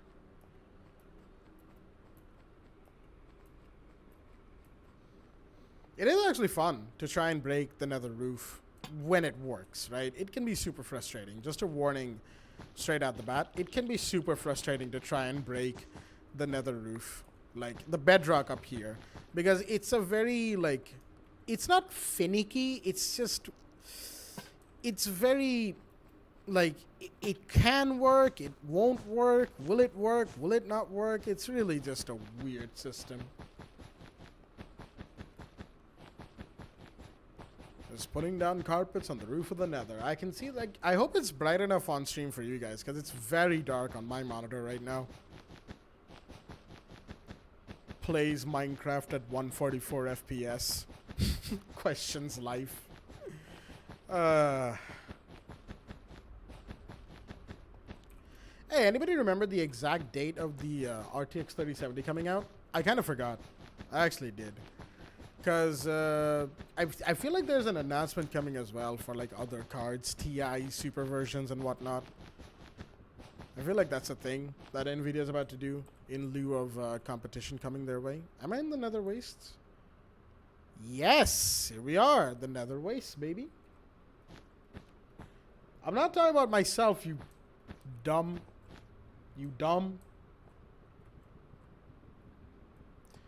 15th October. Alright, I'll have to remember that one. Okay, so that's the spot where I'll probably start building. Am I 25 blocks from the nearest biome? Oh, yes. Oh, yes. Yes. I have plenty of space right here to make what I need to make. What is this? Oh, flanker. Yes, thank you for sending that to me in DM. I know that you can't actually put that picture up in...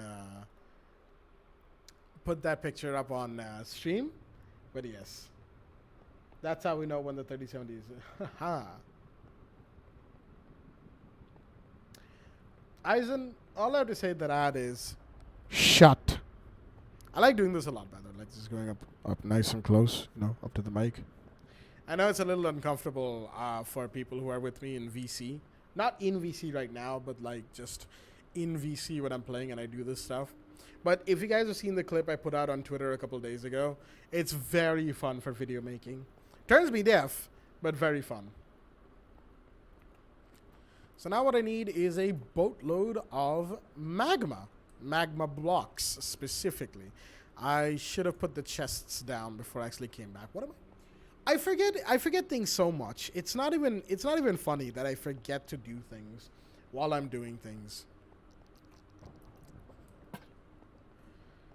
We go deaf regularly. Yes, you're welcome. You are very much welcome for that. Okay, so roughly around here is where the nether wastes actually begin. Alright. That's a good spot.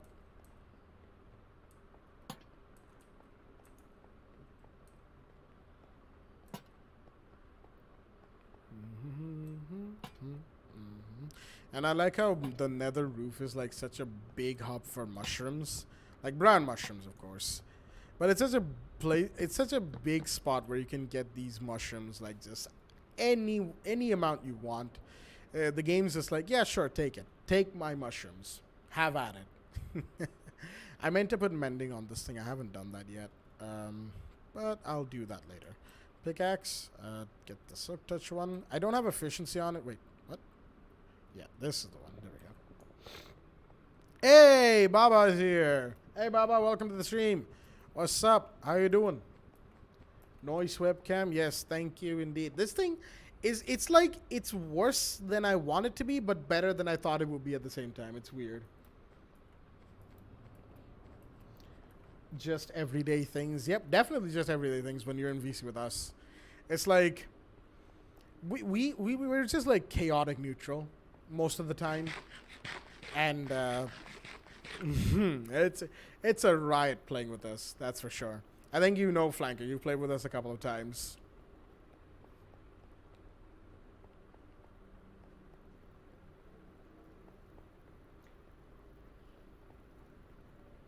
You watched House MD right after ceasing to watch Doraemon. All right. Interesting choice of programming, Flanker. Definitely quite interesting. Going from House MD to Doraemon. Definitely an upgrade, for sure. You know, no questions asked.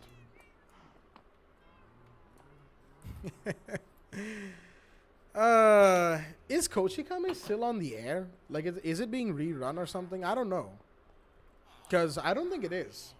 Is it being rerun? It could be.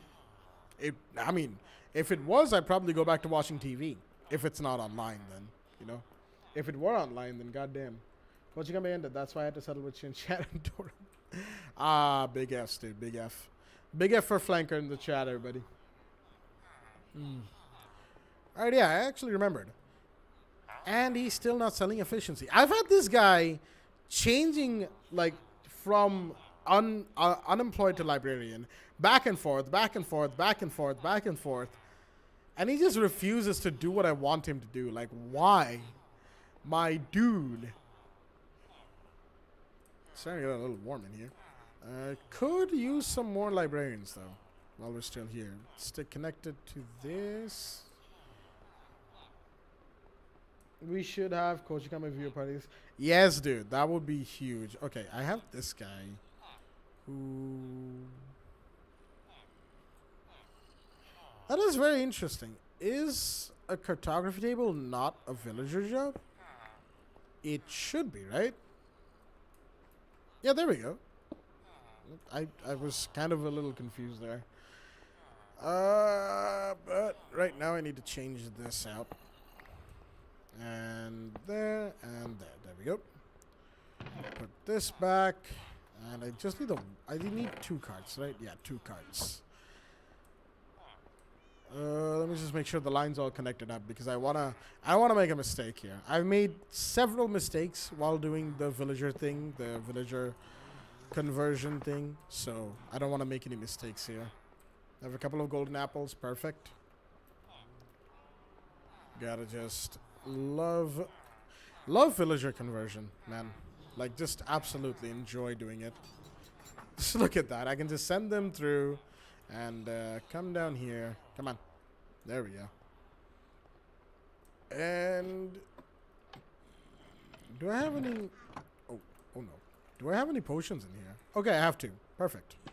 I like how I have exactly the right amount of things that I need. It's almost like I set this up to be this way, huh? Villager conversion. Yes, absolutely.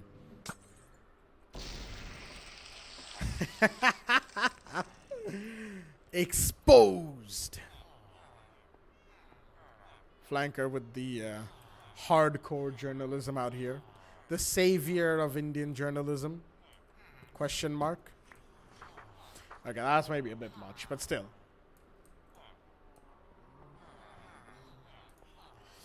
Anyway, actually, yeah, that's fine. I can go and gather up the stone that I need while that's happening over there. What do you call the process? Curing. It's actually called villager curing, but I like conversion therapy. I definitely like conversion therapy a bit. That's funny. That's funny. That's nice. Uh, just gonna have to sit back, relax, get some stone. Are you using OBS or Streamlabs? OBS Streamlabs. Because no particular reason actually. I'm just using Streamlabs just because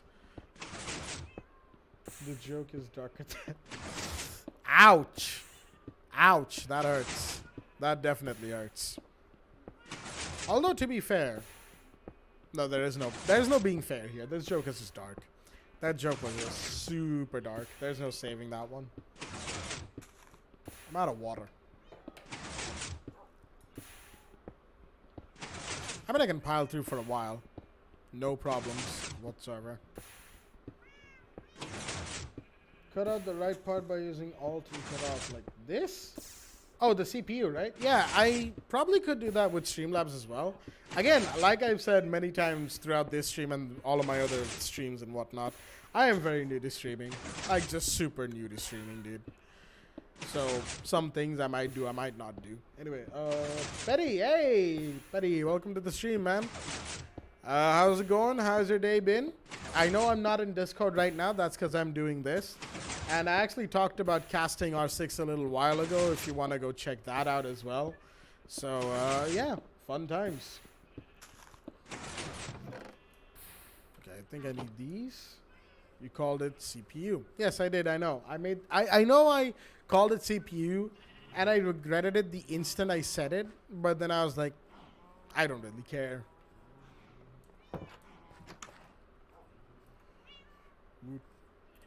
No coal in there? Are you serious?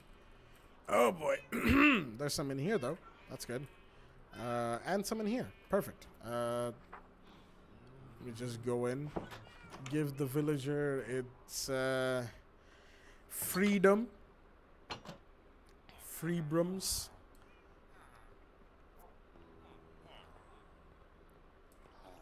Coming down here. Oh, he's actually not done. God dang. Well, in that case, let's go down to the mines. This is a silk touch pick, right? Yeah. So I can gather up a lot of stone very quickly with the silk touch pick.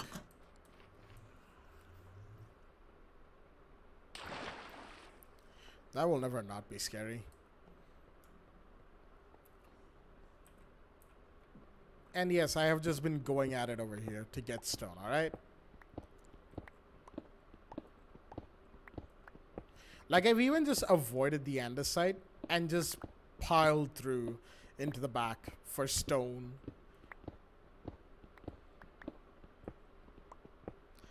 But that's the good thing about having a silk touch pick, because that means I can have leftover coal without running out of fuel resources for once. Oh, wait, yeah, flanker, I saw the DMs, hold on. Conversion therapy, oh, wow. Okay. Yeah, I don't think I needed to see that, flanker, thank you. Thank you for the submission in DMs, but, no. Alright? No. Yeah? Yeah, alright. We cool? We cool with that? Yeah.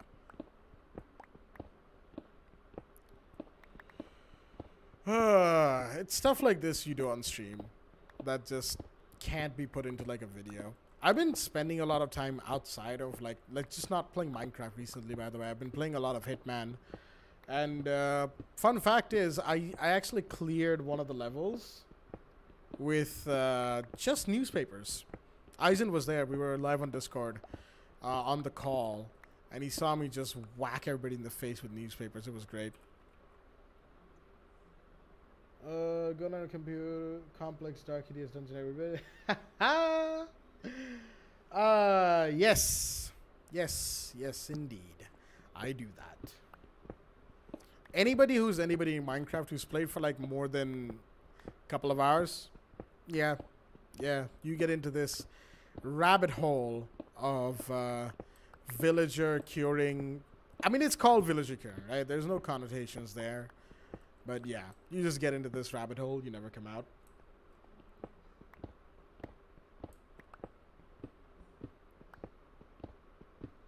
Actually, you know what? While we're still here, let me turn on my music. Where is it? There it is. Oh wow, you guys can see me double. Hey.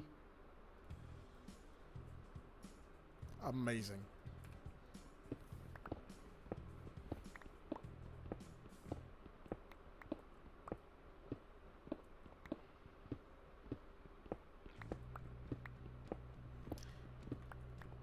We're just here chilling, cutting down some stone for our requirements. I don't know if I said this, but we're building a gold farm up in the nether. The roof of the nether. I initially wanted to make it like in the regular like nether, just in the nether wastes by like a ocean, lava ocean. But I was like, nah, let's just make it in the roof. Best for rates. Hey man. I mean, look. Okay, I know. It sounds super sus, right? If we were playing a game of Among Us, that would be it. That would be the end of my journey in that game. But it ain't Among Us, all right? We're here. We're all having fun. It's all jokes being passed around at the end of the day. I know.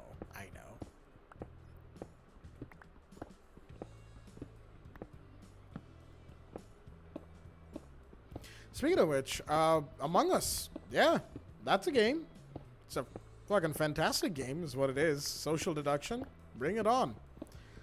Although, you know, kind of hurts when saying the truth is like, oh, but you're sus though. Like, come on, guys, really? There we go. I'm just working around the redstone right now, but I feel like, yeah, this amount of stone was actually good. 4 extra. Yeah, sure. Why not? Let's go. I like how I've just cleared this whole place. I also ignored all of the RGB shovel. Shovel? I think you mean the pickaxe. But yeah. You might be having fun, but I have a duty to perform to the citizens of... Nice duty. Nice duty. Nice. I am very sus, Mayuk. Yes, welcome to the stream. How's it going, man? I want to do an Among Us stream so bad, but the weird part is like I almost never get players from my own Discord, so I just hop into other Discords. But at that same time, I'm like, not gonna stream right now. It's fine. It's sort of like this weird mix in between of everything. There we go. And that's that. That's a lot of stone. Actually, wait, that's just the right amount for another stack. So let's get that. I have like 4 extra stone just sitting here. Anyway, let's go put this into our chest in the nether. We need a few items before we actually get to building this thing.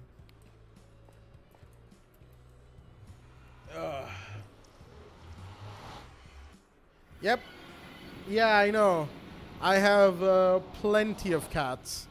As soon as you like get villagers, it's cats galore in your base.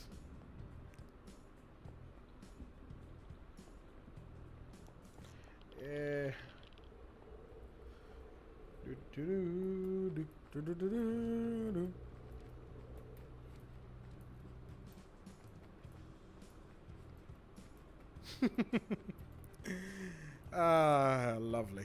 Lovely. Here we go, nether wastes. I like how the color changes whenever I raise my hand. It's like, oh, cold, warm.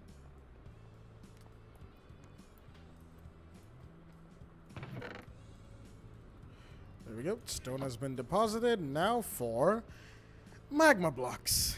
This is gonna be a weird one. Because I need more volume in magma blocks than I need in like stone. And then I also need ladders because I don't have scaffolding. I haven't found a jungle biome yet.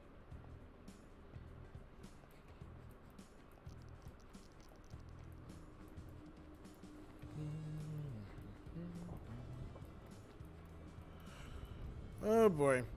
Actually, yeah. Now that we're here, it's a bit of one of those moments where not much is happening. What is everyone's best? Not best? Like, what is everyone's favorite part of Minecraft? That's something actually I want to know. Because my favorite part of Minecraft is just like getting to mess around with redstone and figuring things out. And sort of making these machines, right? Piston feed tapes and hopper clocks and all of that. Yeah, that's one of my favorite things in this game. But what is everyone else's favorite thing in this game? Because I want to know. I want to see what everybody's all about when it comes to Minecraft.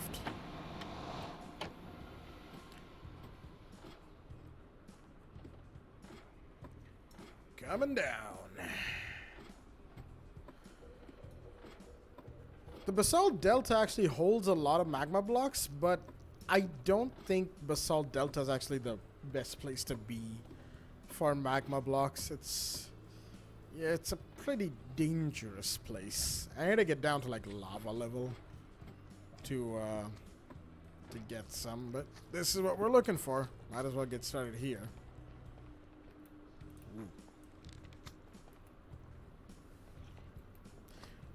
Every time I come to the Nether, it's like I sometimes forget, if I don't come to the Nether in like a long time, what it's like right now, and it just surprises me each and every time, man. Seriously, the Nether update is just amazing. Having a cat, definitely, yeah, that counts. That definitely works. Having a cat, one of the best things in Minecraft, hands down. They just drive away creepers too. It's like all in one. Okay, that's... yeah, but they do drive away creepers. That's a good thing about cats. Like a great thing about Minecraft cats. Right, so there's pockets of magma blocks here. We do need these, but I have to be super careful of lava, right?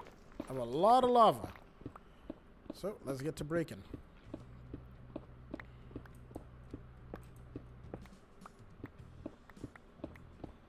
Fun fact is, I haven't actually named any of the cats that I have in Minecraft, right? Because I don't have that many name tags. The name tag trade is still a little expensive. But once I get enough name tags, I will name those cats, obviously. So if you guys have any cat name suggestions, let me know in the chat. Or, who knows, if you're seeing this after the stream has ended, then in the comments down below.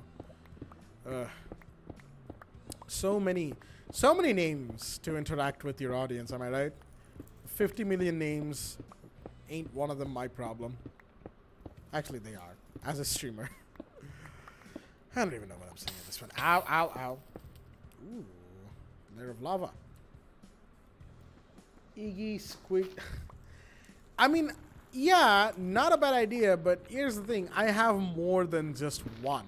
More than just 3. I think I have like 5, dude. 5 whole cats? It's quite the number, am I right?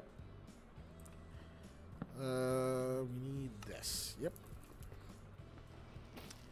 Although, to be fair, breaking them by hand is... Yeah, it's only marginally slower. Wooden tools are just not great. I'm just doing this to clear out some space here. That's not it. That is it, though. Make a lava lamp? Well, I mean, I would, but I don't think you can. I don't know if you can, though.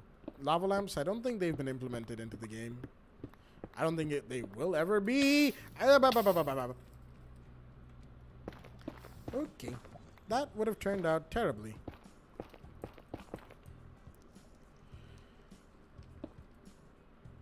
That's a lot of... danger. I think that's what I should say. Lots of danger. Okay, let me just unearth some of this here, right? There's only one left? Thank you.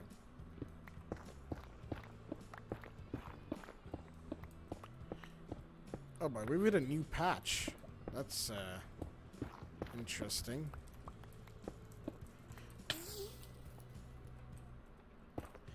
I swear this place is more dangerous than anything else in this game. Ender Dragon, Wither, doesn't matter. Fucking...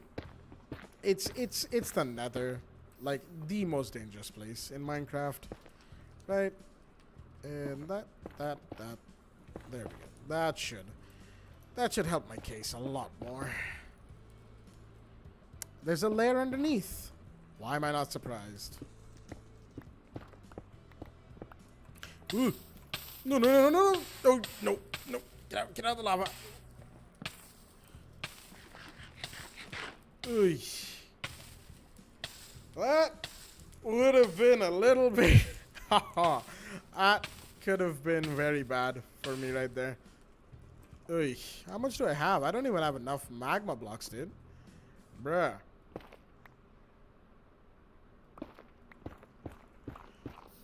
There's so much lava here. What the hell? Alright, that. There we... Ah! No, Phoenix. I am not a lamb, alright? That's not what's happening here, okay? I am not the lava lamp. Are we clear on that? I don't think we are. Yeah. Ah, there we go. So much of this stuff is just all over the place. I'm dead.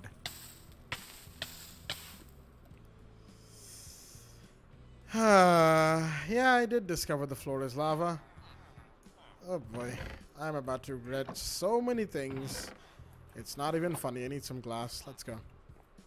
I really hope that I definitely lost some gear there. I was caught in a corner. I didn't eat. Go back to full HP.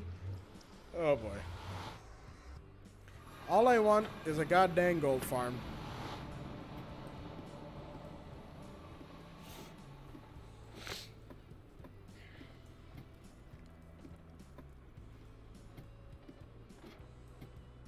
I don't even know if my stacks of magma blocks survived. I can make diamond pickaxes, no problem. I have most of the enchantments back at home, right? Well, gaining levels, not exactly a big problem either. Oy.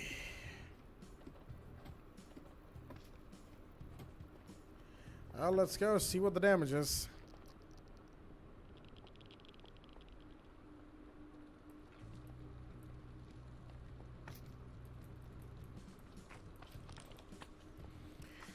Honestly, I've died so many times in this save alone. Like the last stream of Minecraft I did, I died like, what, 5 times to a bunch of zombies and whatnot. That was a weird stream. But yeah, that had happened. So I'm no stranger to dying stupidly in this game. So, alright. I can see my carpet survived. Some of my stuff has survived as well. Oh, I was wearing iron gear. That's good. And welcome to the stream. You just caught me on the other side of dying like an absolute idiot. That was great. Yeah, I just have to block this off. There's nothing else I can do here. But good thing is, I can see a lot of the stuff that I had actually survived. Some things are over there, of course. There we go. And boom. So, ow. I have my golden carrots. Perfection. Okay, 1 stack of the magma blocks actually died. No, that is the basalt biome. I'm currently in a warped forest biome, trying to gain access to a load of magma blocks. Your boy needs magma blocks. Woo, okay. All right. Come on, Flanker. No need to be rude. And Anna, no need to be rude to Flanker back. Or you guys can be. Like, go on. You know, rip each other's throats out. I don't really care either way. It's just entertainment for me. Rude. Yes.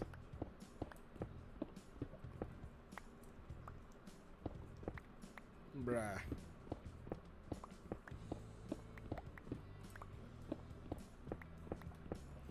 Okay, this was a much safer patch of, yeah. Bruh.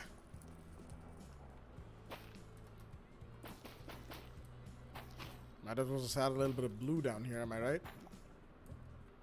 And take that.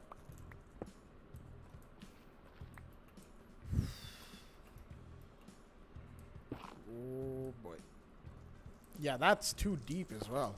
Like, wow.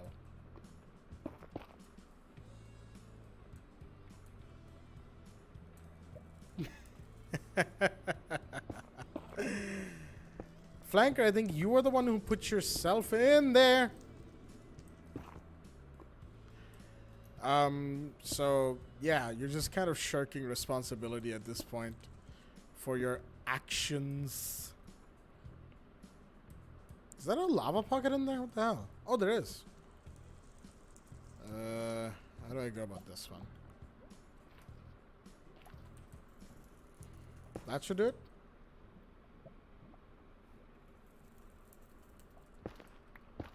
Ah, there we go. I just keep unearthing more and more lava, and my reactions are also just so asinine. Like, I'm gonna throw myself in the lava again at this rate. What am I doing?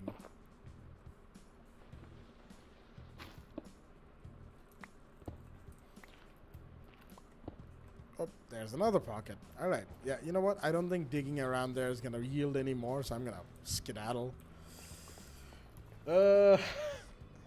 Actions speak louder than words. Well, yeah. That's a no-brainer right there. Am I right?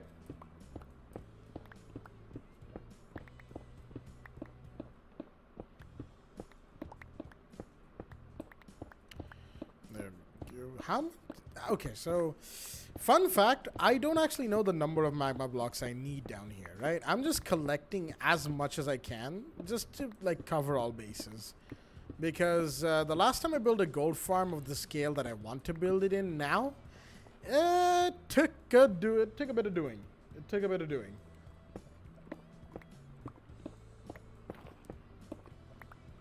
Okay. Anna, you did not need to do him that hard, alright? You did not need to do him that hard. That's a little unfortunate. Flanker, how do you feel? How you feeling, boy?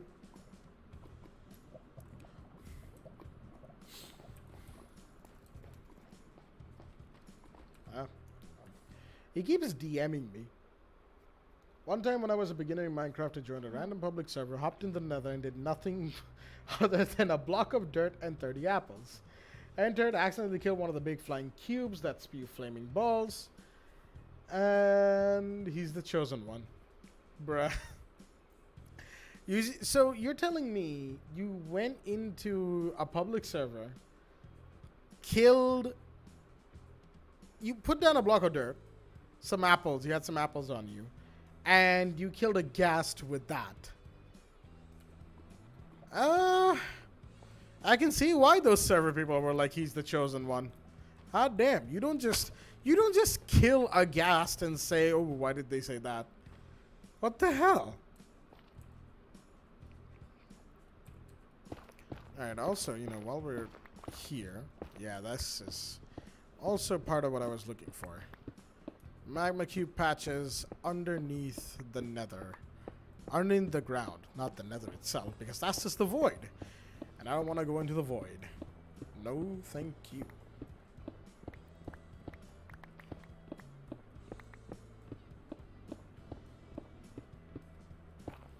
You killed a ghast with a block of dirt? No way that happened, Flanker. Come on. No way you killed ghast with a block of dirt. There's no way. How in bejesus would you be able to do that? Would you manage to do that is my question. Like, seriously, what the hell? What?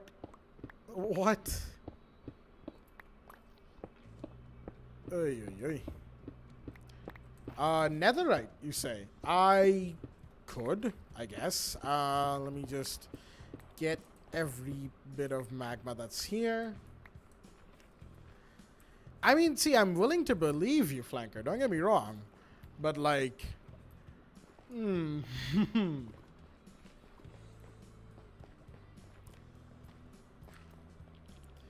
anyway, let's get out of the nether. I need some TNT. Whew. I need to be super careful.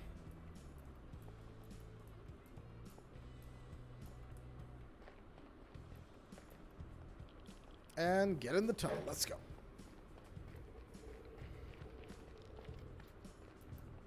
Like, what I'm confused about, Flanker, is not about the part where you killed the ghast. How did you even reach it? Those things fly around all over the place.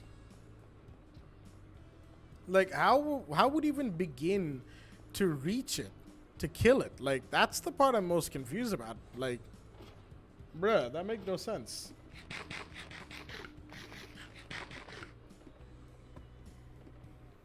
I don't know if he's still here.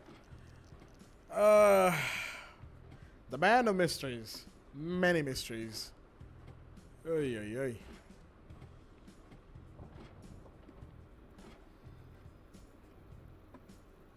Accidentally? Fucking plot thickens over here? What do you mean? What do you mean you accidentally killed a ghast with dirt? How? How does one proceed to just accidentally kill a ghast with... So confused.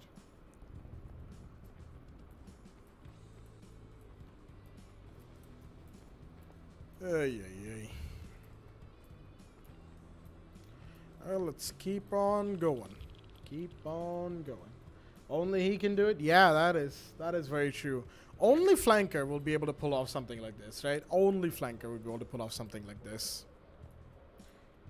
I dodged his flaming while going up to him. Then got really close, and I deflected it. Oh! Yeah. Ghasts don't have a gender, as far as I know, anyway. But if you deflected the charge back at it, then yeah, that'll definitely kill it. I think it has an achievement as well, Return to Sender. I don't know if I've got it in this save yet, but I'm just happy not to run into... Yeah, alright. I just heard one.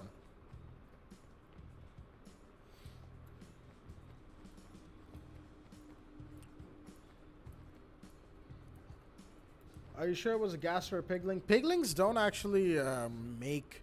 They don't, like, shoot fire charges, right? The fireballs that Flanker's talking about, those are fire charges. That has to be a ghast. Also, where is this noise coming from? There's a ghast close by. All this ghast talk has summoned a ghast, I tell you.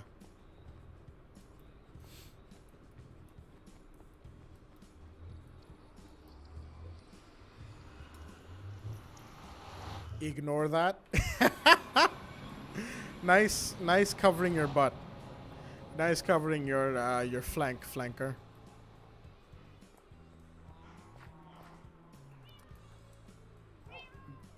Okay. There we go. Put this back in there. Actually, put the glass in there as well. Carpets and whatnot. This stuff goes into the nether chest. A bit of dirt as well. Can keep the rest of it on me. That's fine.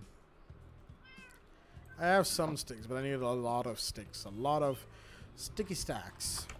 Sticks. I don't know why I said that. I have absolutely no idea why.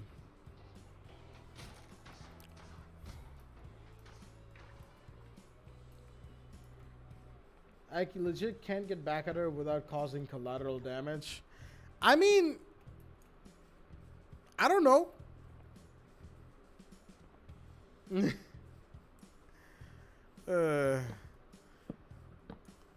You two are just going at each other right now, and I mean, like, I'm here for it. I am, like, absolutely here for it.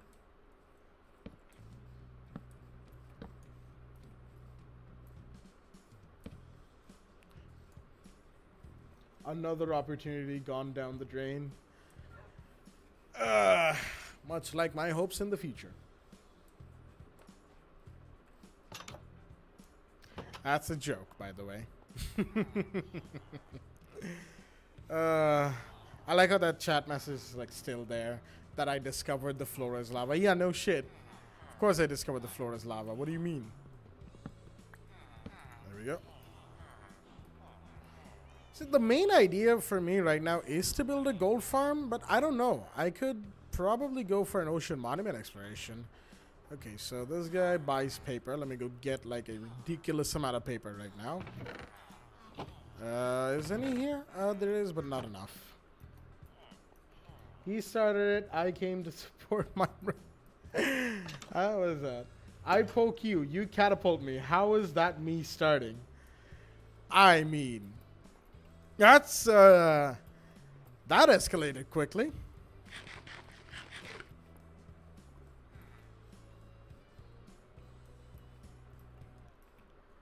Oh.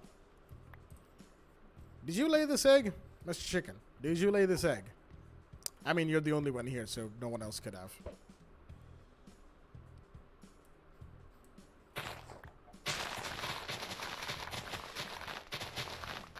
This is just such an inefficient system, I swear. And it's so loud as well. Yikes.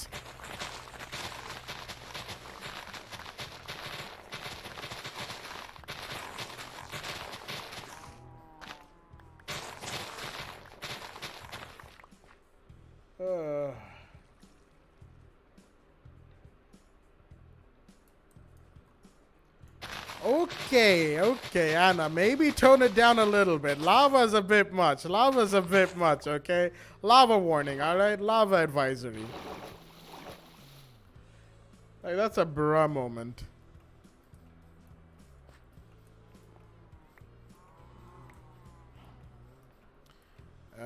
Any more sugarcane? I'm gonna just take all the sugarcane that I can. Oh yeah, Minecraft Live's coming up this weekend, right? They're gonna have a mob vote between the Isologer, I think it's called. Yeah, the Isologer, the Moo Bloom, and the Glow Squid. I don't know. I might vote for the Isologer. It's a hostile mob that's gonna be in the new like mountain biomes. And it would make the mountain biomes pretty interesting if you ask me. Plus, if they have good loot, like new enchantments maybe, that could be great.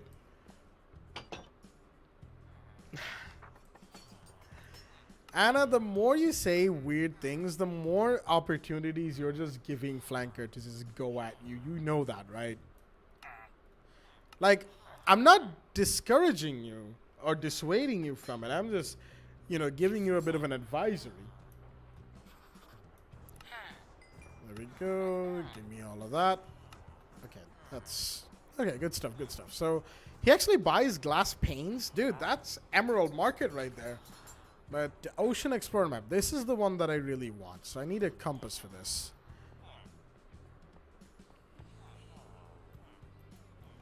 What do you mean, what weird things?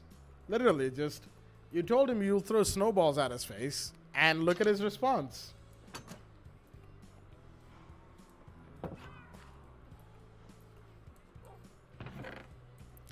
Do I have a compass? I don't think I do, so I need a compass. Iron ingots. Yes. I only have 2. I need 2 more.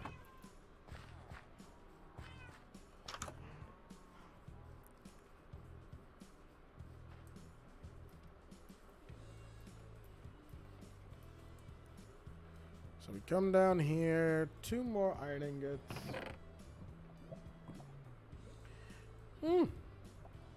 Alright. That's definitely one way to get out of a sticky situation. Alright. I might regret that later. In about 30 seconds when the stream goes through. But, it is what it is. Right, so coming down here. My dude. 1 Ocean Explorer map. Perfect. What do we got? Oh, wow. So, I'm in the southeastern corner of this map, right? So I need to head northwest from my direction. Interesting. That is definitely something I'll have to remember. But an ocean monument is like super hard to do without all the proper tools. Are you... Dude, efficiency just once would be nice. Anyway, let me get an item frame from the cows up here. Some leather. I need some leather for that. And I need a butt ton of sticks anyway, so let's get some sticks actually while we're here. Efficiency 4, Yeah, this one has mending on it, so I'll have to use this one. Wait. Yeah, I need some... Yep. I need some of this. So many things required. Oh, wow. You can, like, see the choppiness in the way it's going. Why do you have armor here and not in your house? Primarily because, like, my house isn't complete. I live in quite literally a plant pot. So, you know, I have to, like, make my house build, which I'm still testing out in a creative test world. I have most of the idea for it done, but now I need the blocks, right? I need a couple more farms. So I'm trying to set up a gold farm so that I can do a piglin bartering system. And the Ocean Explorer map is also pretty important for that. Ah, yes, the Farmville replacement. Yeah, I know, right?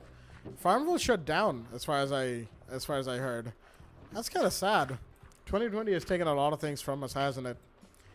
It's a sad year.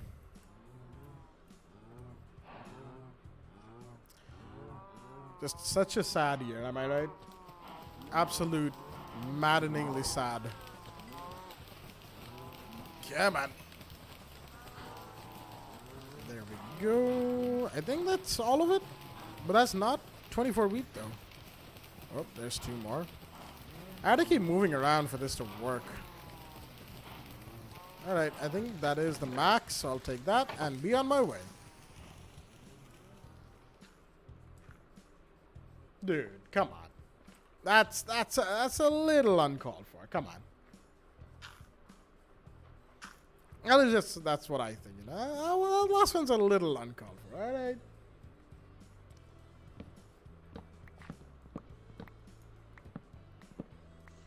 I'm here for the sticks. I'm here for your sticks. Give me your sticks. All of you, give me your stick. Stick. Oh, there's a big tree. Although it's one of the more annoying ones out there. This actually, this is actually smaller than I thought it would be. That's a good thing. It's a very good thing.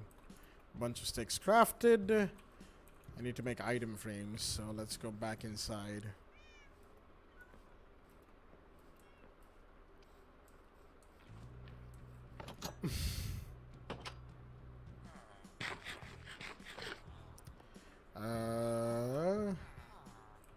Crafting table, yeah. 1 item frame, and the rest of it becomes ladders. Perfect. So, where do I put this? I need to put this in a place where, you know, yeah, good visibility. Ocean Explorer map. Actually looks kind of nice. I need to rename this, though. Yeah. Ocean. Did I not put the thing in? Oh, I did not. Well, now it just looks stupid.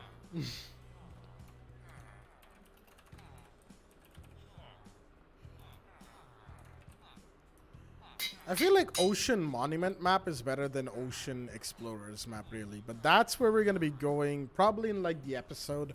That'll come out in a few days. Better to be used. Oh, boy. Yeah, you two have just... you two are not exactly friendly right now, are you? Interesting how that is.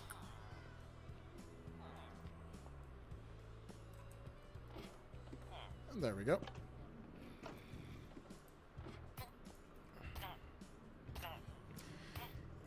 You know what makes this whole system even more, like, evil? Is that I made act like a viewing chamber for this stuff, right?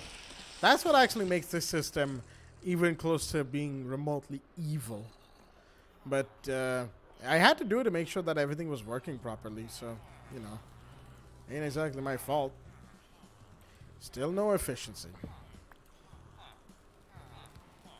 Right. We don't have any blocks.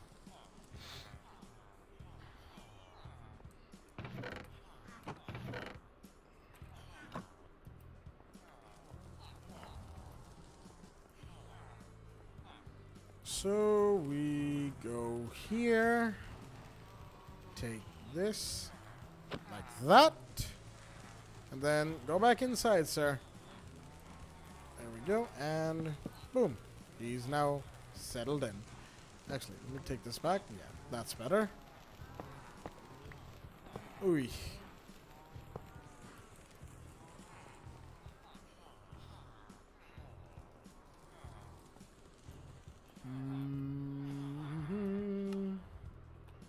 Some bread. And the paper actually can go in here. Do I want another villager? Yes, I do. But I don't have golden apples or the thing, right? So I need to make some more potions. 1, 2, 3. 1, 1. I don't need this. I need one of this. Yeah, there we go. 1, 2, 3. Potion making is like the easiest thing once you have farms for all the ingredients, right? Before that, it's like super annoying, honestly.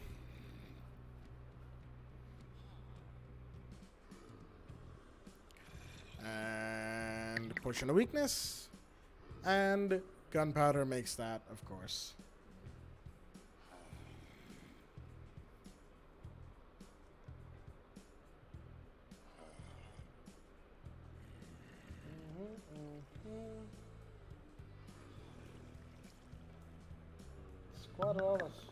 Quite a lot of notifications I've gotten in the meanwhile. I haven't been checking my notice like at all. My socials. I can't access that with you here, can I?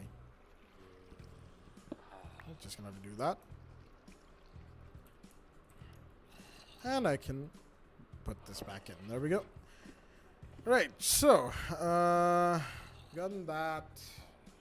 What else do I need? What else do I need? I have the ladders. More magma blocks. That's what I need. So why did I come back to the overworld? I think it was for TNT. Yeah, it was for TNT. All right. Let me sleep real quick. We're both bantering, but she winning for now. Hey, at least he admits it. That's also a joke, but hey. Banter's always good. Banter's always good. If you're able to banter with people, that's a good thing, honestly. I can't do that, like, very effectively. I'm not really good at bantering. But if you're able to banter with people over the internet, definitely a good thing, dude. Alright, so I need a shovel. I don't have a diamond shovel, do I? One of these guys are selling diamond shovels, right? You. Efficiency 2. No shovel. Silk Touch. That's a good one. FE2. FE1. Unbreaking. That's a good one. Although I have unbreaking books already. Fortune. I don't really see the need for fortune on these things. It's actually very hard to banter. Without sounding serious, without Twitch emotes. I mean, it is YouTube, right? Who knows? Maybe someday my channel will have emotes. Right? Maybe one day. Man can dream, right? A man can dream. So this is efficiency 3. Efficiency 3 makes efficiency 4. Yeah, FE4 shovel's probably good enough. And unbreaking, I need a book of unbreaking. So put this back and books. I don't have any books, really? God damn.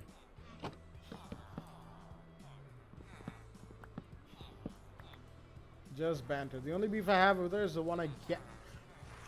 Well then. This guy just turned in front of me and he's protection 3. Dude! What about you back here? Dumb trade.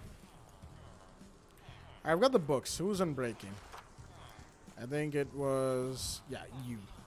Unbreaking 2. That's fine. We can convert that to 3 in no time.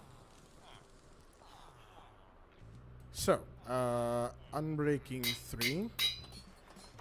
Efficiency 3. There we go. I don't have the required amount. I don't even have anywhere close to the required amount of levels for this. But I've got iron. I've got iron, and I've got iron trades for days. This is such a good, like temporary XP farm. It's not even funny. It's just amazing how easily you can get a boatload of XP just by trading with these guys. And then they refresh their trades and you trade with them again. And that's your XP requirements met.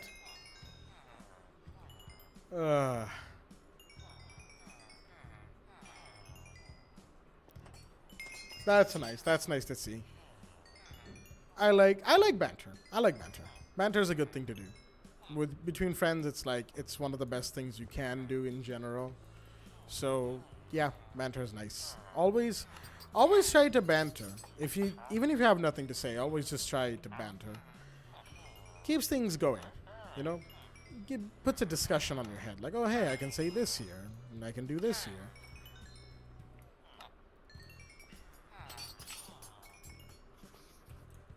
All right. How many? Okay, I have only 61 iron, so I'll have to bring some more from the iron farm. I'm actually considering adding another module to that thing because it's starting to slow down per the amount of iron I need, right? So I probably might do that just on my own one day because the iron farm process is already in a video, right? It's episode 3, I think, of the series. And what an episode that was. Oh boy. I remember the amount of trouble I had getting the villagers into their place and then getting the system ready and functioning. It was a whole thing. And yeah. Villagers, man. That's all I'm saying. Just villagers. Alright, so that's Silk Touch FE4. There we go. Silk Touch, efficiency, and breaking. And now all I need is mending. Which I kind of forgot to add. So let's take this. And let's take these. No, there. You, my good sir. You were selling mending books for 4 emeralds. Easily done.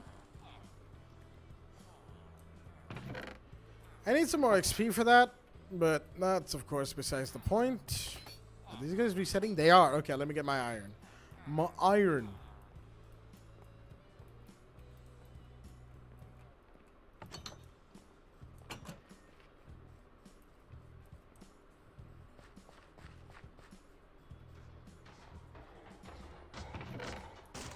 There we go. And I have a bunch of poppy flowers here, too. Might as well put them into the composter for bone meal. There we go. That is still the best thing I've built in this save so far. Honestly, dude. I need to get to work on labbing the house build, and then you guys will see. You'll see what I really build, what I can do with building. I know I haven't uploaded like an actual video in a while now, right? And I am still working on that good old siege video. It'll probably be out in the next couple days because I'm already like in 5 minutes for the video, so yeah. That's a lot of iron. That's quite a lot of iron. But that's also some amount of emeralds and some amount of levels, which means bada bing bada bop, and I need 17. And I think I'm out of trades with these guys too. Yeah, I'm out of trades with these boys. Unless... yeah, I'm out of trades. Big F moment. Alright, what are you selling? Depth Strider. I think I have a Depth Strider, don't I? Luck of the Sea. This guy's not selling anything.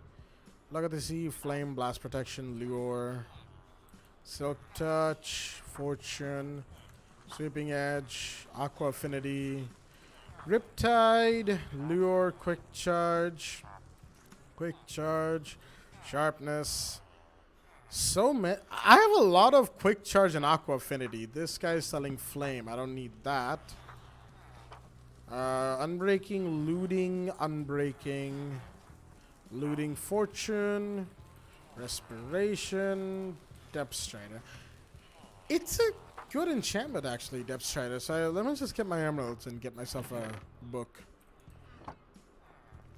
It's not like it's certainly no what's it called? Like, Depth Strider is certainly nothing like Protection, right? Obviously. That goes without saying. But, hey, it is what it is. Again, I said that.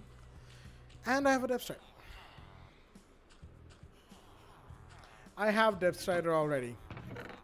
Fantastic. Absolutely amazing. 2 billion IQ right there.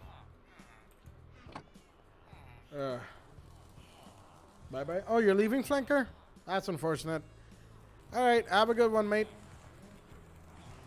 You know, just in general, have a good one. I don't know what you're gonna go do, but whatever you're gonna go do it nicely. And, yeah, see you later then.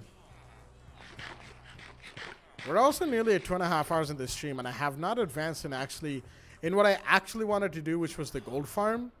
But I've done quite a bit of work already today, to be fair. I think it's already nighttime. Almost. Are you guys reset? No, you're not. So I'm going to buy a boatload of something else. So what can I buy? Glass from you, for one. Glass from you. Glass is a pretty good resource. That's why I keep buying like a lot of it from these villagers. Also lanterns. Lanterns are pretty good as well. And this guy just leveled up too. He's selling sharpness. Of course you're selling sharpness. Hey, Sedless is back. Sedless, what's up, man? How's it going? Put this in there. No, actually, put this in there. Finally, I can combine the shovel with the book that I put in like an absolute idiot. There we go. Shovel book. Efficiency 4 shovel. Perfect. I think I need the cap of respiration, right? Yeah. Respiration and aqua affinity. This is the one I need. So let's go. Let's go dig up some sand. You're tired? I mean, you've been doing a lot of work recently, haven't you? You've had to, like, everything going around with the registrations and whatnot. Yeah. Definitely would be tiring. I completely understand, Sedless.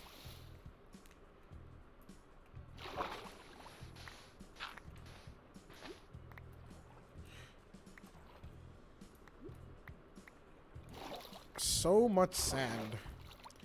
And yet it's nowhere near enough. This entire bank is just going to be completely rid of sand by the time I'm done with it.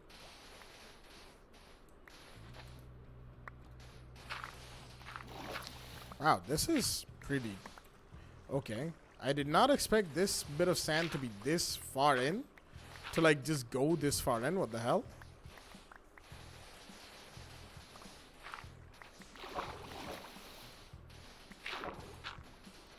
I love this so much, by the way.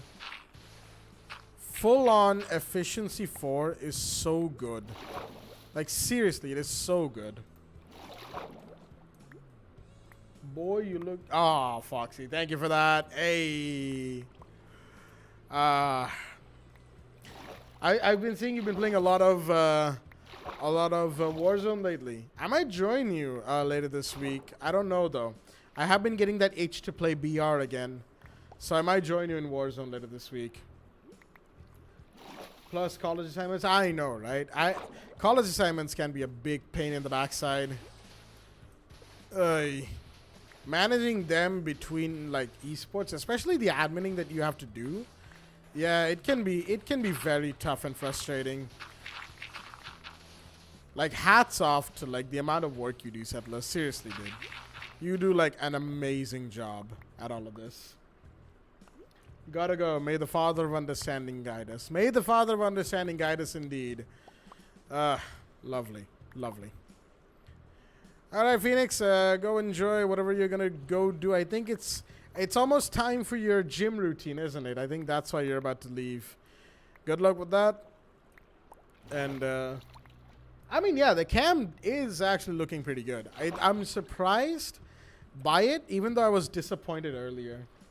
We don't play BR, though. There's a mode called Plunder, which is basically a heist with 150 people. Is it? Okay, I never actually tried out the Plunder mode. Or, no, I did try the Plunder mode, but I didn't get to play it too much. So, Anyway, I might just join you with that. More XP, more time. Yeah, I might just join you there. A whole stack of TNT. Why do we need this, you might be asking? Well, we're gonna go do a little bit of digging down below in the nether. We're gonna do some explosive digging to, you know, find ourselves some potential netherite. Who knows? We might even get a full set for our entire armor piece. What do I need? I need a flint and steel. I need flint and steel for it, and I need my entire diamond armor set. So I need flint. I think I have like a boatload of flint just sitting around in my base. I know I used to carry around like one flint and steel on me all the time, but I lost that somewhere. I think I actually lost that in like the lava death I had earlier. Probably. Heavy grinding in Genshin. Yes, dude, Genshin Impact. I'm going to be playing that tonight. The reason this stream is just Minecraft is because I wanted to do like a chill stream where I talked about like casting, how I approach Rainbow Six casting, and then playing some Minecraft just to cool off.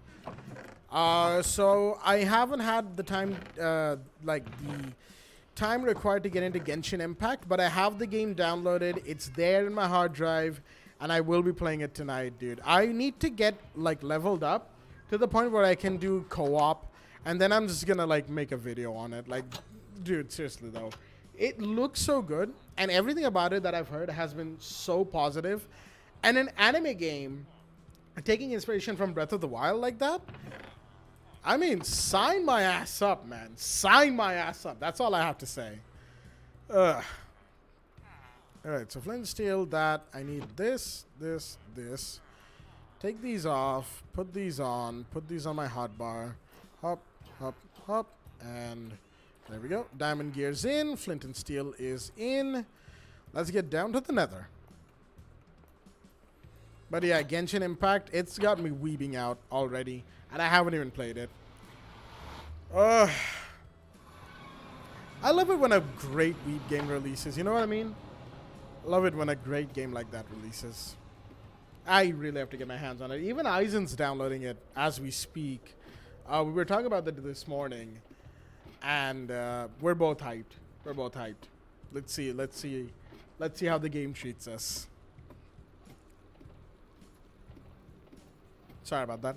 I have a bit of a closed ear here, like a problem. So yeah. It's a gem, probably the first ever non-pay-to-win gacha. I know, right? Like, as soon as I heard, like, there was going to be a gacha system in it, I was like, nah, come on. But then I saw the way they implemented it. I was like, it's not pay to win? Are you kidding me? That is what really sells me on that game. Like, not just the visuals, not just the mechanics. The fact that the gacha element in Genshin Impact is a non-P2W. That is fantastic. Like, full props to the dev for that. Like, wow, dude. Fucking amazing. Alright,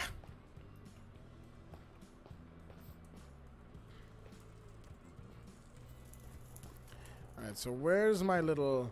I dug into the ground somewhere. Yeah, right here, right? Yeah. Your boy dug into the ground around here. And we're going to be doing a little bit more digging. Getting down to... Oh, we're actually down where we need to be. We're below where we need to be, actually. Somewhere around... Oh, no, we're not. Never mind. I read the X as the Y for whatever reason. I know, I'm dumb.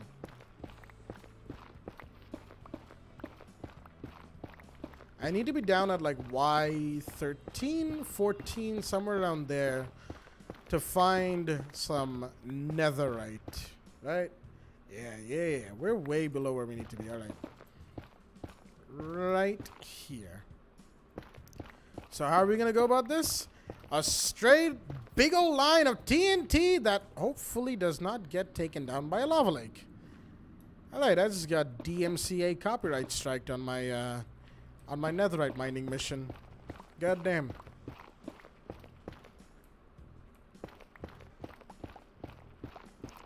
Alright, this looks like a much better line though. This looks like a much better line. Yeah.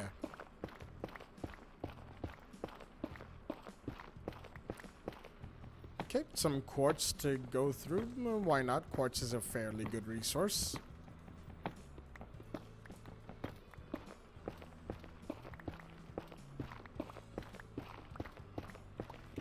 Keep her moving. Keep her moving. There we go.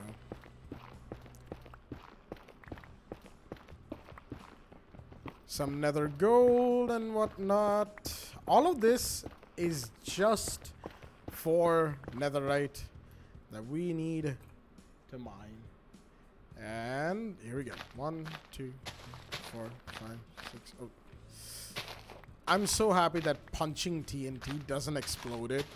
Like, imagine if that was the case, right? You punch TNT and it just explodes the whole stack. That would be very horrific for TNT mining. But, well, here we are. Here goes nothing. Ah!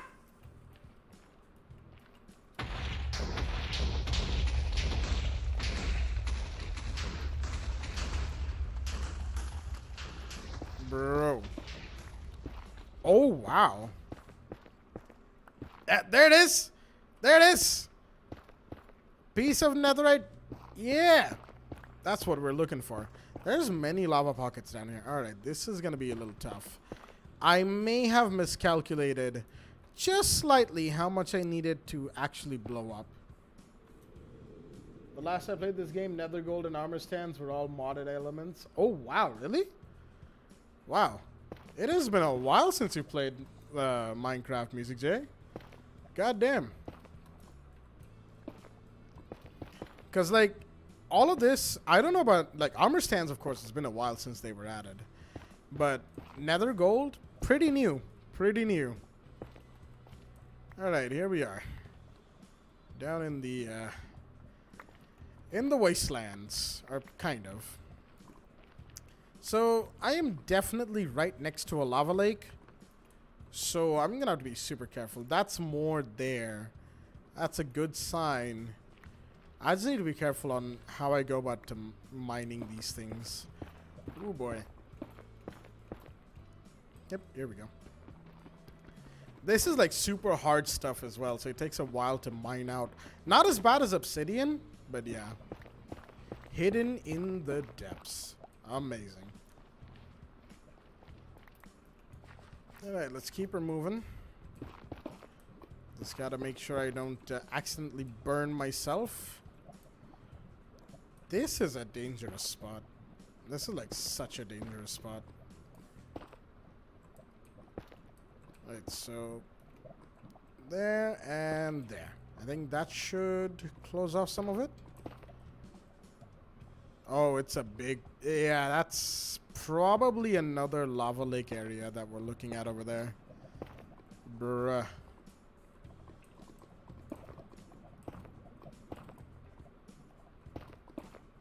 There we go. That's going to take care of that one. Reduce a lot of the lava in this area. Lava can hide some ancient debris as well, so I want to make sure I get as much of it out of the way as possible.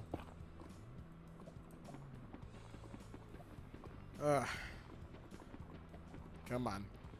There we go. And then one more.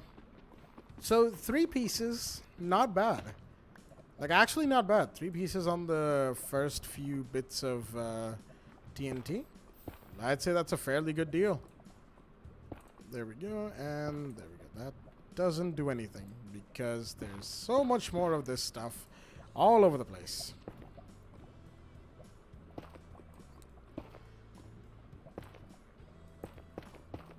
Ooh. There's like actually like super dangerous bits over here. Yee. I'm putting my life on the line for this stuff, man.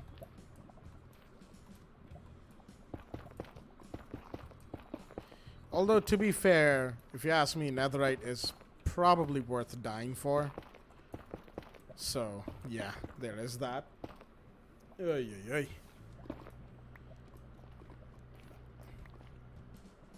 But the best thing about Minecraft in 2020 is, like, there's never been a better time to get into or get back into Minecraft if you, like, left the game some time ago.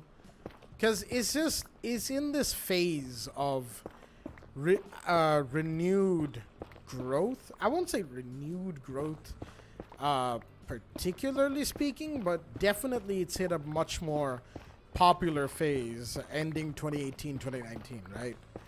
And the game has evolved quite a bit. You know, we had the Villager and Pillager update in 2018 actually. And the Bees update, Bees brought along a big change to like Redstone. Redstone changed significantly with Bees. Things got all right. Yeah, hold on. I'll get back to that thought in just a quick moment. Okay. We seem to have hit an impasse. So we're gonna go this way. Unless I hit another lava lake, which would be real sad hours. But yeah, just right now, Minecraft as it is, definitely worth getting into.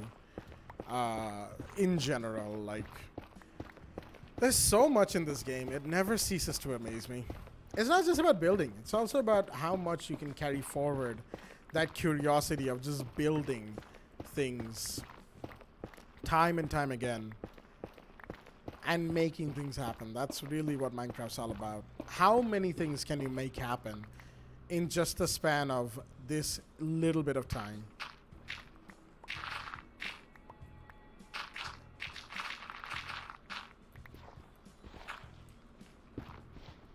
I have a bad feeling about this gravel patch. I don't know why, I just do.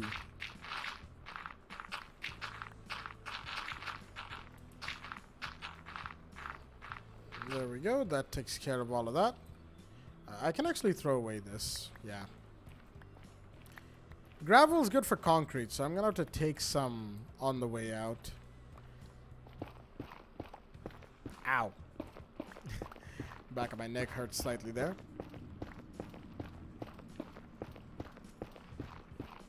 I feel like this... Oh! Okay.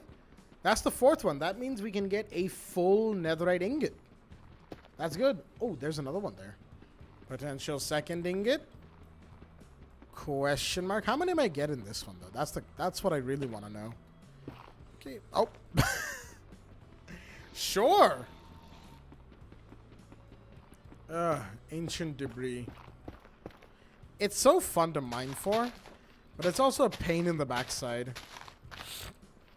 Like, just as is, man. Just as is.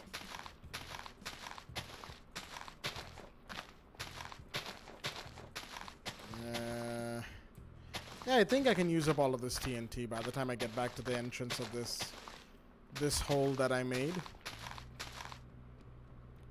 Well, not quite. And... Hop, hop, yeet. I used to just get my hands on as many mod packs as possible.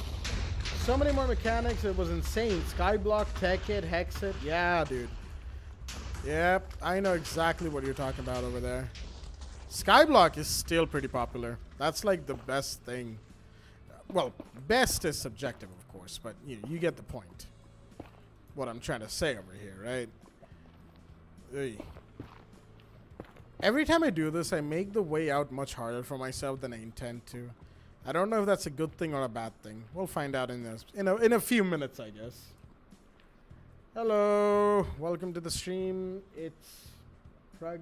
Okay, I'm not sure how to pronounce your name right there. If you could just whatever. Welcome to the stream, though. How's it going? Eee. That was too close. That was too close. Oh wait, is that some TNT that didn't explode? That's a little unfortunate. We're gonna have to go fix that, huh? Want a server where we can play normal Minecraft with others? I mean, I'm not really one to play on servers, to be perfectly honest with you. I prefer sort of like soloing the game because I put in a lot of effort when it comes to solo. When it's on multiplayer, I just kind of I don't do that in the slightest. I just completely lose a lot of the intention that I have in single player. I don't know. Minecraft to me is a single player first game. At least that's the way I feel about this game. This beautiful, beautiful game. That is Minecraft. Alright, so that should take care of you, and that takes care of that. Alright, perfect. There we go. And set that one off. That's gonna hurt a little bit. Ow! Bruh. Okay. Definitely a lot more explosive than I gave it credit for. I need to stop that lava flow.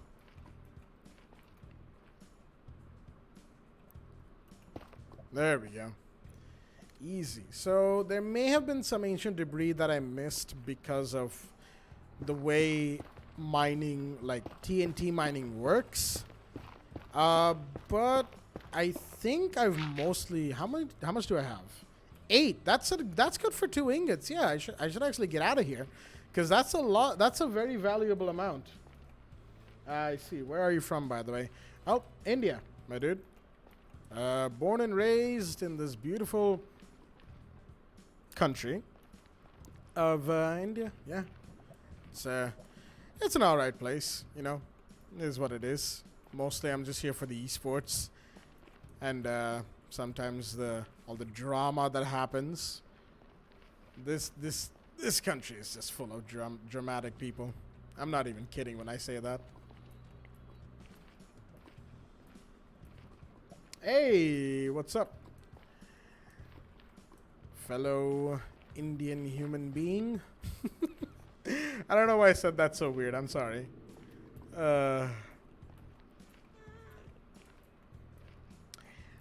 Hey, Titas, welcome to the stream, man. How's it going? Here for esports, dude. Stop. Hey, at least you caught on to what I'm trying to say here, right? Yeah. But how's it going though? Welcome to the stream. Fantastic. A light just came on. What's the time? It's 5:22. All right. It's all right. Although I am getting a little hungry. Hey, welcome to the stream, kids. What's up? How's it going, man? How you doing?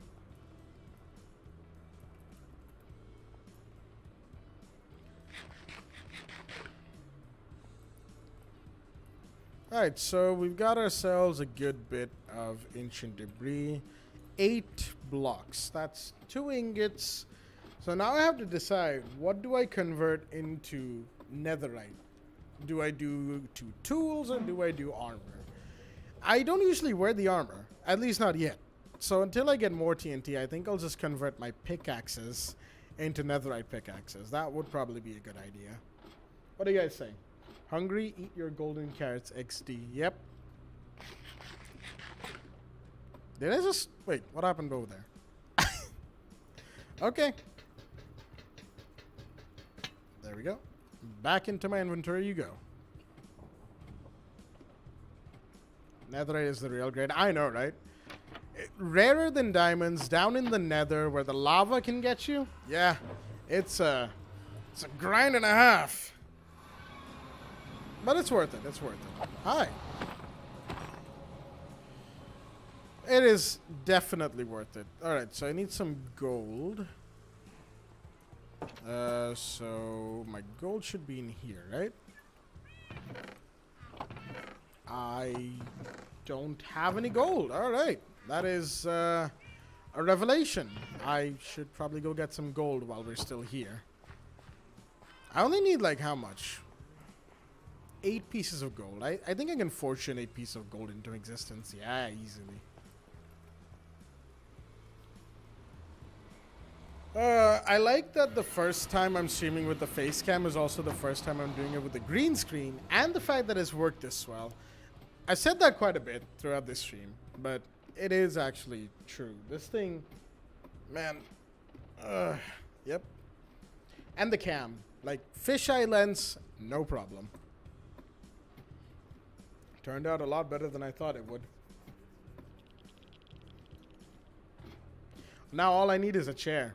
Because this whole wooden thing is, it gets me, all right? It's been here for a while, but I'd really rather trade it out.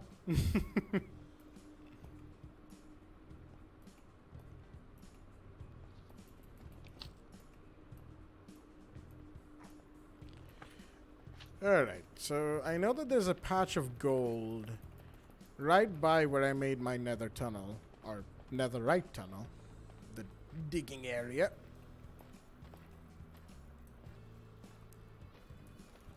Yep, and yeah, there we go. This should give me some good amount of gold, right? CZ that chair and... What? I have no idea what you just said, man.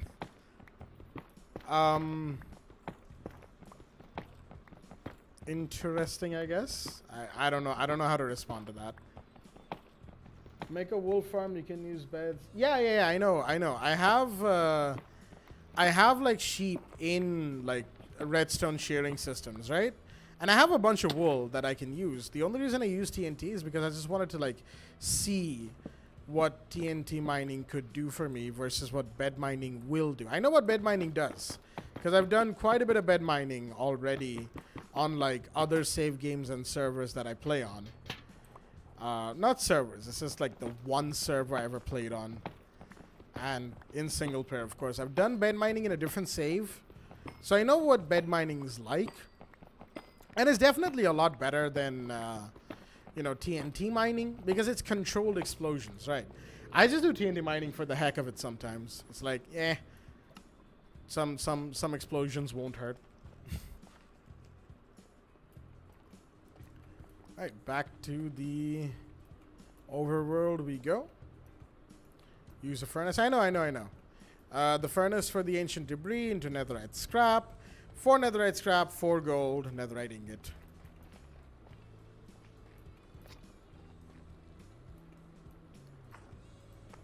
It's funny, actually, speaking of furnaces, I haven't actually made a blast furnace in this game yet, at least in this save. I don't feel the need to make a blast furnace, to be perfectly honest. I don't know why, but I just don't. Ow, whoa. Ah! The hell happened there? Ow. Okay. Alright, I don't know what even happened, but sure. Was it? Oh, wow.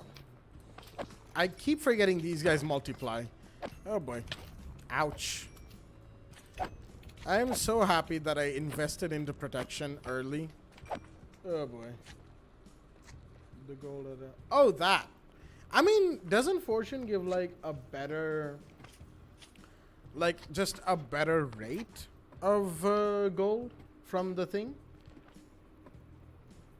I don't know. I'll have to test that. Yeah, they added blast furnaces. That's been a while. Music J, how long has it been since you've played Minecraft? Because I'm starting to feel like it's been potentially a little too long. How many did I have? I had 17 ore, right? I think I had 17 ore. I usually just fortune them, but I think I'll try the blast furnace method. My mind keeps blowing every second of this stream, yo. I mean...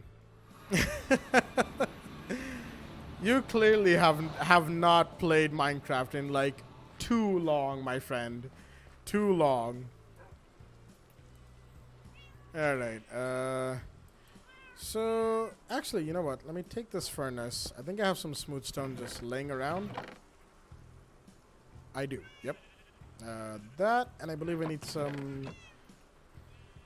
some iron to make a blast furnace, so let me go get that. It's all about finding the required amount of stuff. 4 or 5 years? Yeah, easily 4 or 5 years, man. Alright, so iron and blast furnace. There we go. One big old blast furnace, coal, and there we go. That goes back in. And now this stuff gets melted up. Yeah, I'm using Vanilla Tweaks. It's a great resource pack. Just these sides. I like this look better then yeah, the default block look. I don't know, just the top being grass doesn't suit right with me. That's why I use vanilla tweaks for, you know, for the resource pack. Plus, I have Optifine as well running, so I can just zoom whenever I want. Oh, that was not intended. Not intended at all. Oh boy. Do I have an apple? I don't. I need emeralds. Emeralds. I pressed the wrong button, I swear. Alright. One golden apple. That's not gonna hurt my overall thing. Make yourself a bit smaller best. Alright. Well, while we're here, might as well, am I right? So, that. How about this? This look good? I feel like that might look better. I don't know. Game's running. And I think we now have a new librarian. Roundabouts here, yeah. What are you selling? Depth Strider? Yeah, I locked him into Depth Strider. This guy's selling me bookshelves. This entire stream, this guy has not sold me one good enchantment. All he's done is Riptide, Quick Charge, and the paper bookshelf trade. Boy. Forgot to sub. Oh, come on. Subscribe, man. I'm going to be doing these streams as regularly as I can. But, yeah, I mean, it's all in good fun, you know. There we go. He's in. Having a good old dance time. Take that out. And we've got one more librarian villager. Perfect. It's not nighttime? So that means these guys' trades will refresh. Good stuff. I mean, not now, of course, but yeah. Hey, thank you for the sub. Thank you for the sub indeed. Let's get some iron, do some trading. And I can't do any trading. Dang, boy. Something just bit me. I think there's a mosquito in my room. Probably. That's unfortunate. Anyhow, let's go check in on our netherite scrappage.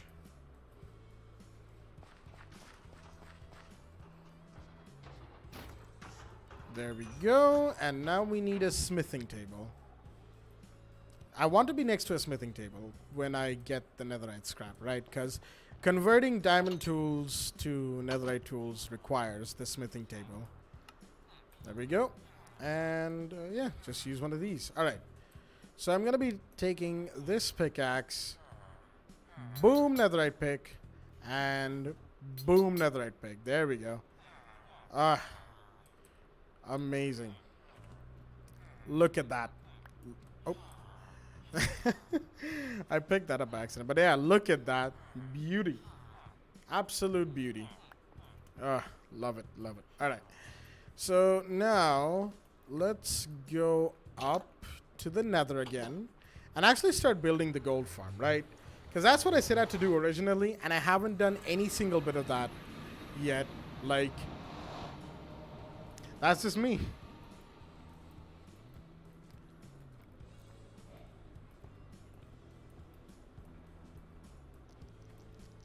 So 5:34. All right. Not bad of time. It's getting dark out there. Thankfully, these lights in my room keep everything looking like nothing's changed. There's something showing on the right of the... oh, this, right? This is actually the cabinet, the CPU cabinet, yeah. Yeah, I will actually get the crop done. I know it's showing, like, over there. I will get the cropping done once the stream's over. I'm new to streaming, right? So some of the things here and there, I still have to like finish setting up properly.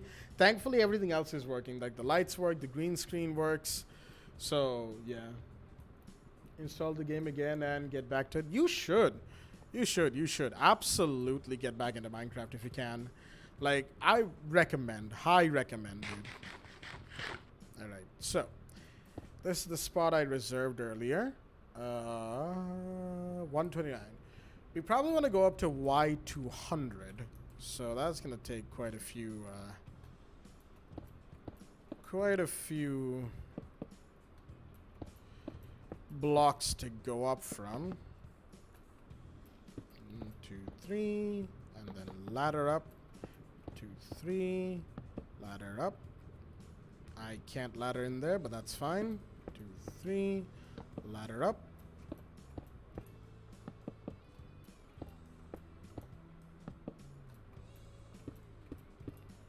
Ladder up. 1, 2, 3, ladder.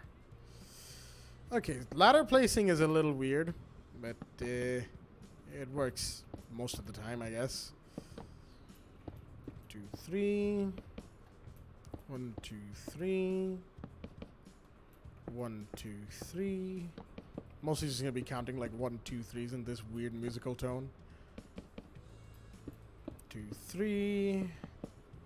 How high are we? 178.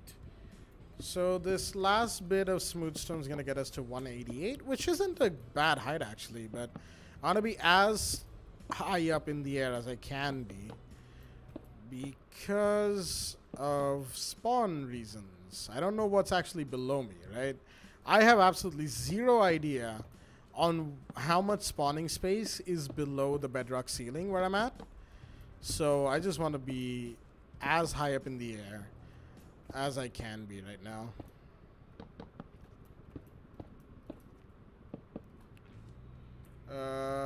Should have enough ladders to get back down as well, so yeah. There we go, and we're at 207. Yep, this is alright. Alright, so now I gotta just put these down as we go. Should be a no-brainer, really. Just slide on down. Oh, get back here. There we go. As I was saying that it should be a no-brainer, it gives me, like, the issue right there, right? Ay. Ay, ay, ay. Bruh. And then drop down, place it in, drop down, place it in, and yeah, ladder coverage. Done. So that's a pillar in the middle of nowhere going all the way up to Y200 where our gold farm actually starts. So now we need these. I actually probably want some slabs. Yeah, I think slabs is a better idea. I don't have any wood for a crafting table either, do I? Alright, let's go back, quickly get a stone cutter and make ourselves some slabs.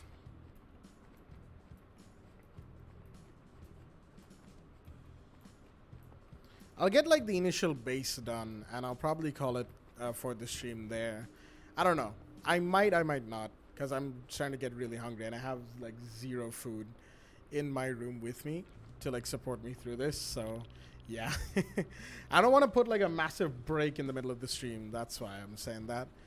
But the more I get experienced with streaming, the more longer I'll be able to do these streams, the better I'll be able to set them up. You know, the cropping that I need to do over on the right side and whatnot.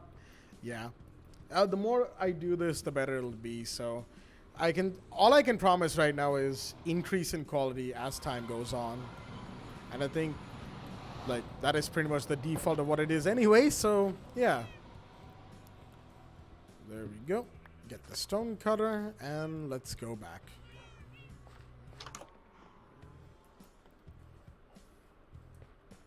Oh yeah, speaking of, the design I'm actually going to be using for this gold farm is going to be one from a YouTuber called Raiseworks. I'll put the link in the description below once the stream is done if you guys want to go and check out what kind of gold farm I'm actually making.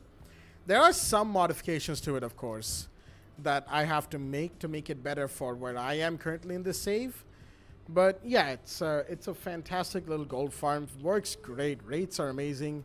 I just have to be careful of ghasts while I'm making it, because ghasts are a pain in the backside. But yeah, everything should be good other than that.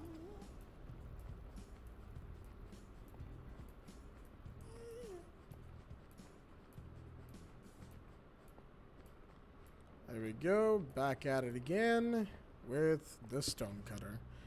So let's convert this into slabs and take another stack of stone bricks while we're here, and let's go up to the top.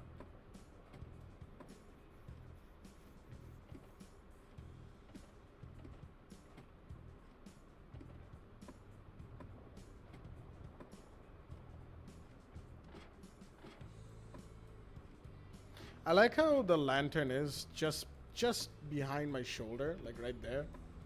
For a second, I thought the green screen must have glitched out or something, but then I was like, nope, that's the lantern. Lovely. All right, so slab it off immediately, and yeah, should be good from here. So we come up. This is where I'll be standing for the most part. The pigmen are gonna be right here. This is where they will be ended for my benefit. They'll pretty much be striking around here. So there's gonna be carts down below to pick up all the loot, right? So let me do that. And then we put this back in place. So now we need to wrap it around the whole place. As in, you know, wrap this box, this set of blocks in a box. Blocks in a box. Interesting. The back end, I guess I can just seal it off without any issues whatsoever. There we go. This front area I'll still have to figure out, because it's like, you know, I want the ladder to be completely covered in, but I don't want to be attacked by anything while we're here. So what I might actually do is like this, right? This is the path I take. Actually, no, I have an idea. Let me instead push these,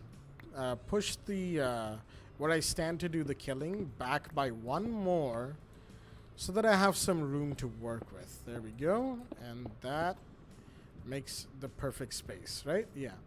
So this area is going to be covered with slabs as well.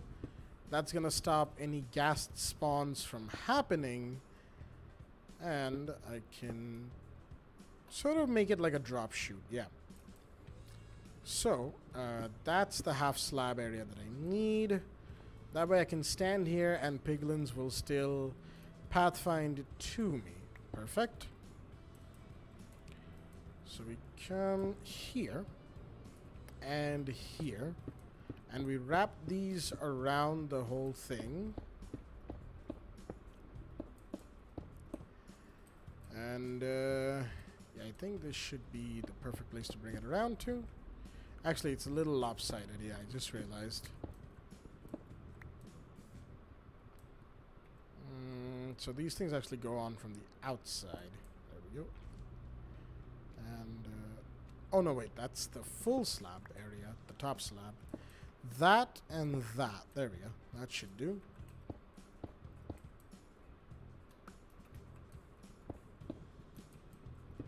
That does that.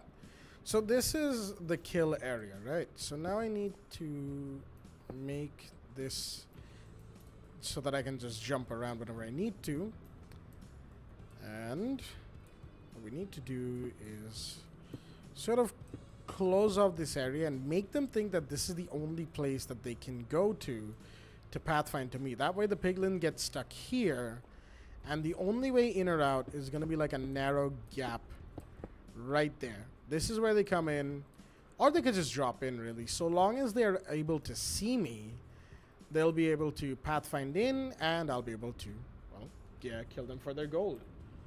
That's pretty much the idea here anyway. So that should do for spawn-proofing this place. Now I need to make a bit of a platform here.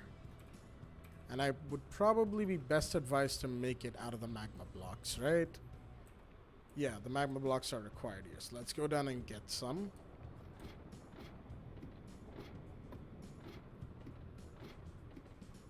I'll probably need to put like a roof like a half slab roof on top of this place as well to protect from magma cubes in case a magma cube spawns. Because magma cubes are just a pain in the backside to deal with. I really don't want to have to deal with magma cubes in this farm. There we go. And that's what we need. Easy. Let's go back up.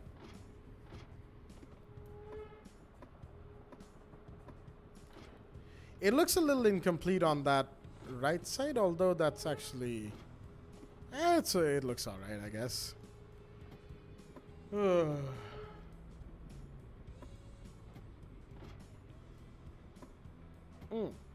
Ouch. Anyway, coming back to the point at hand is the magma cubes need to be put in place. So we come here, we come through here, here, and then... Yep. That is going to be our base magma cube platform. And I might actually take those out for line of sight purposes. In that case, I'm going to need to put the magma cubes a little ways below. A little more lower than this. Except, how do I go about doing that? How about... Yes, that works. So, let me just break these.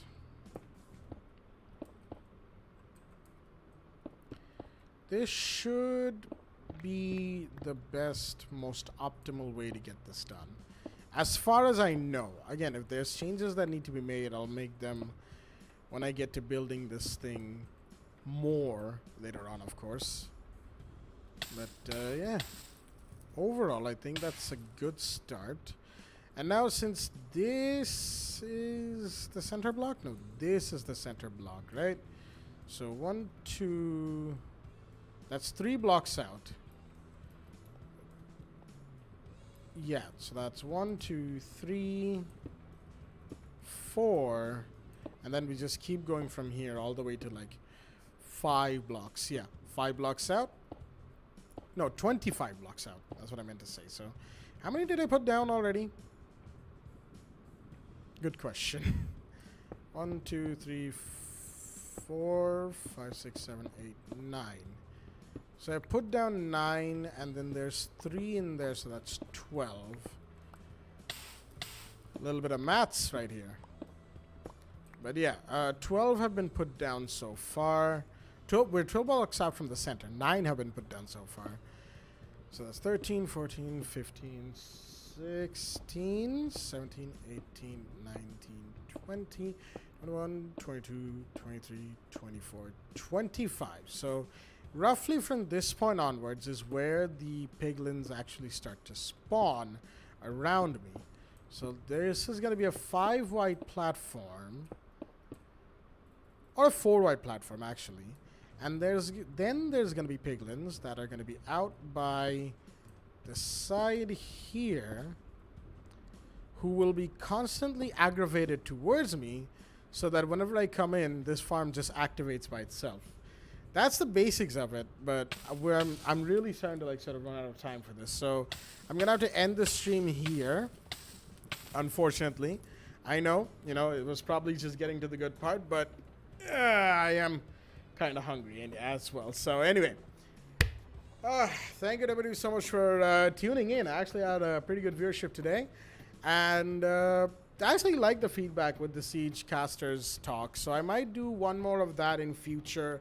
If you guys want more of that, I'll definitely be coming back with more Minecraft live streams, and who knows, I might do some Genshin Impact live streams as well. Siege I'll reserve for the videos for the time being. So with all that being said, thank you so much for watching. If you liked the stream, leave a like down below to show support to the channel, and subscribe for more videos like this whenever I can upload them. Thank you so much for watching. Thank you for tuning in, and I will see you all with the next stream. Bye-bye.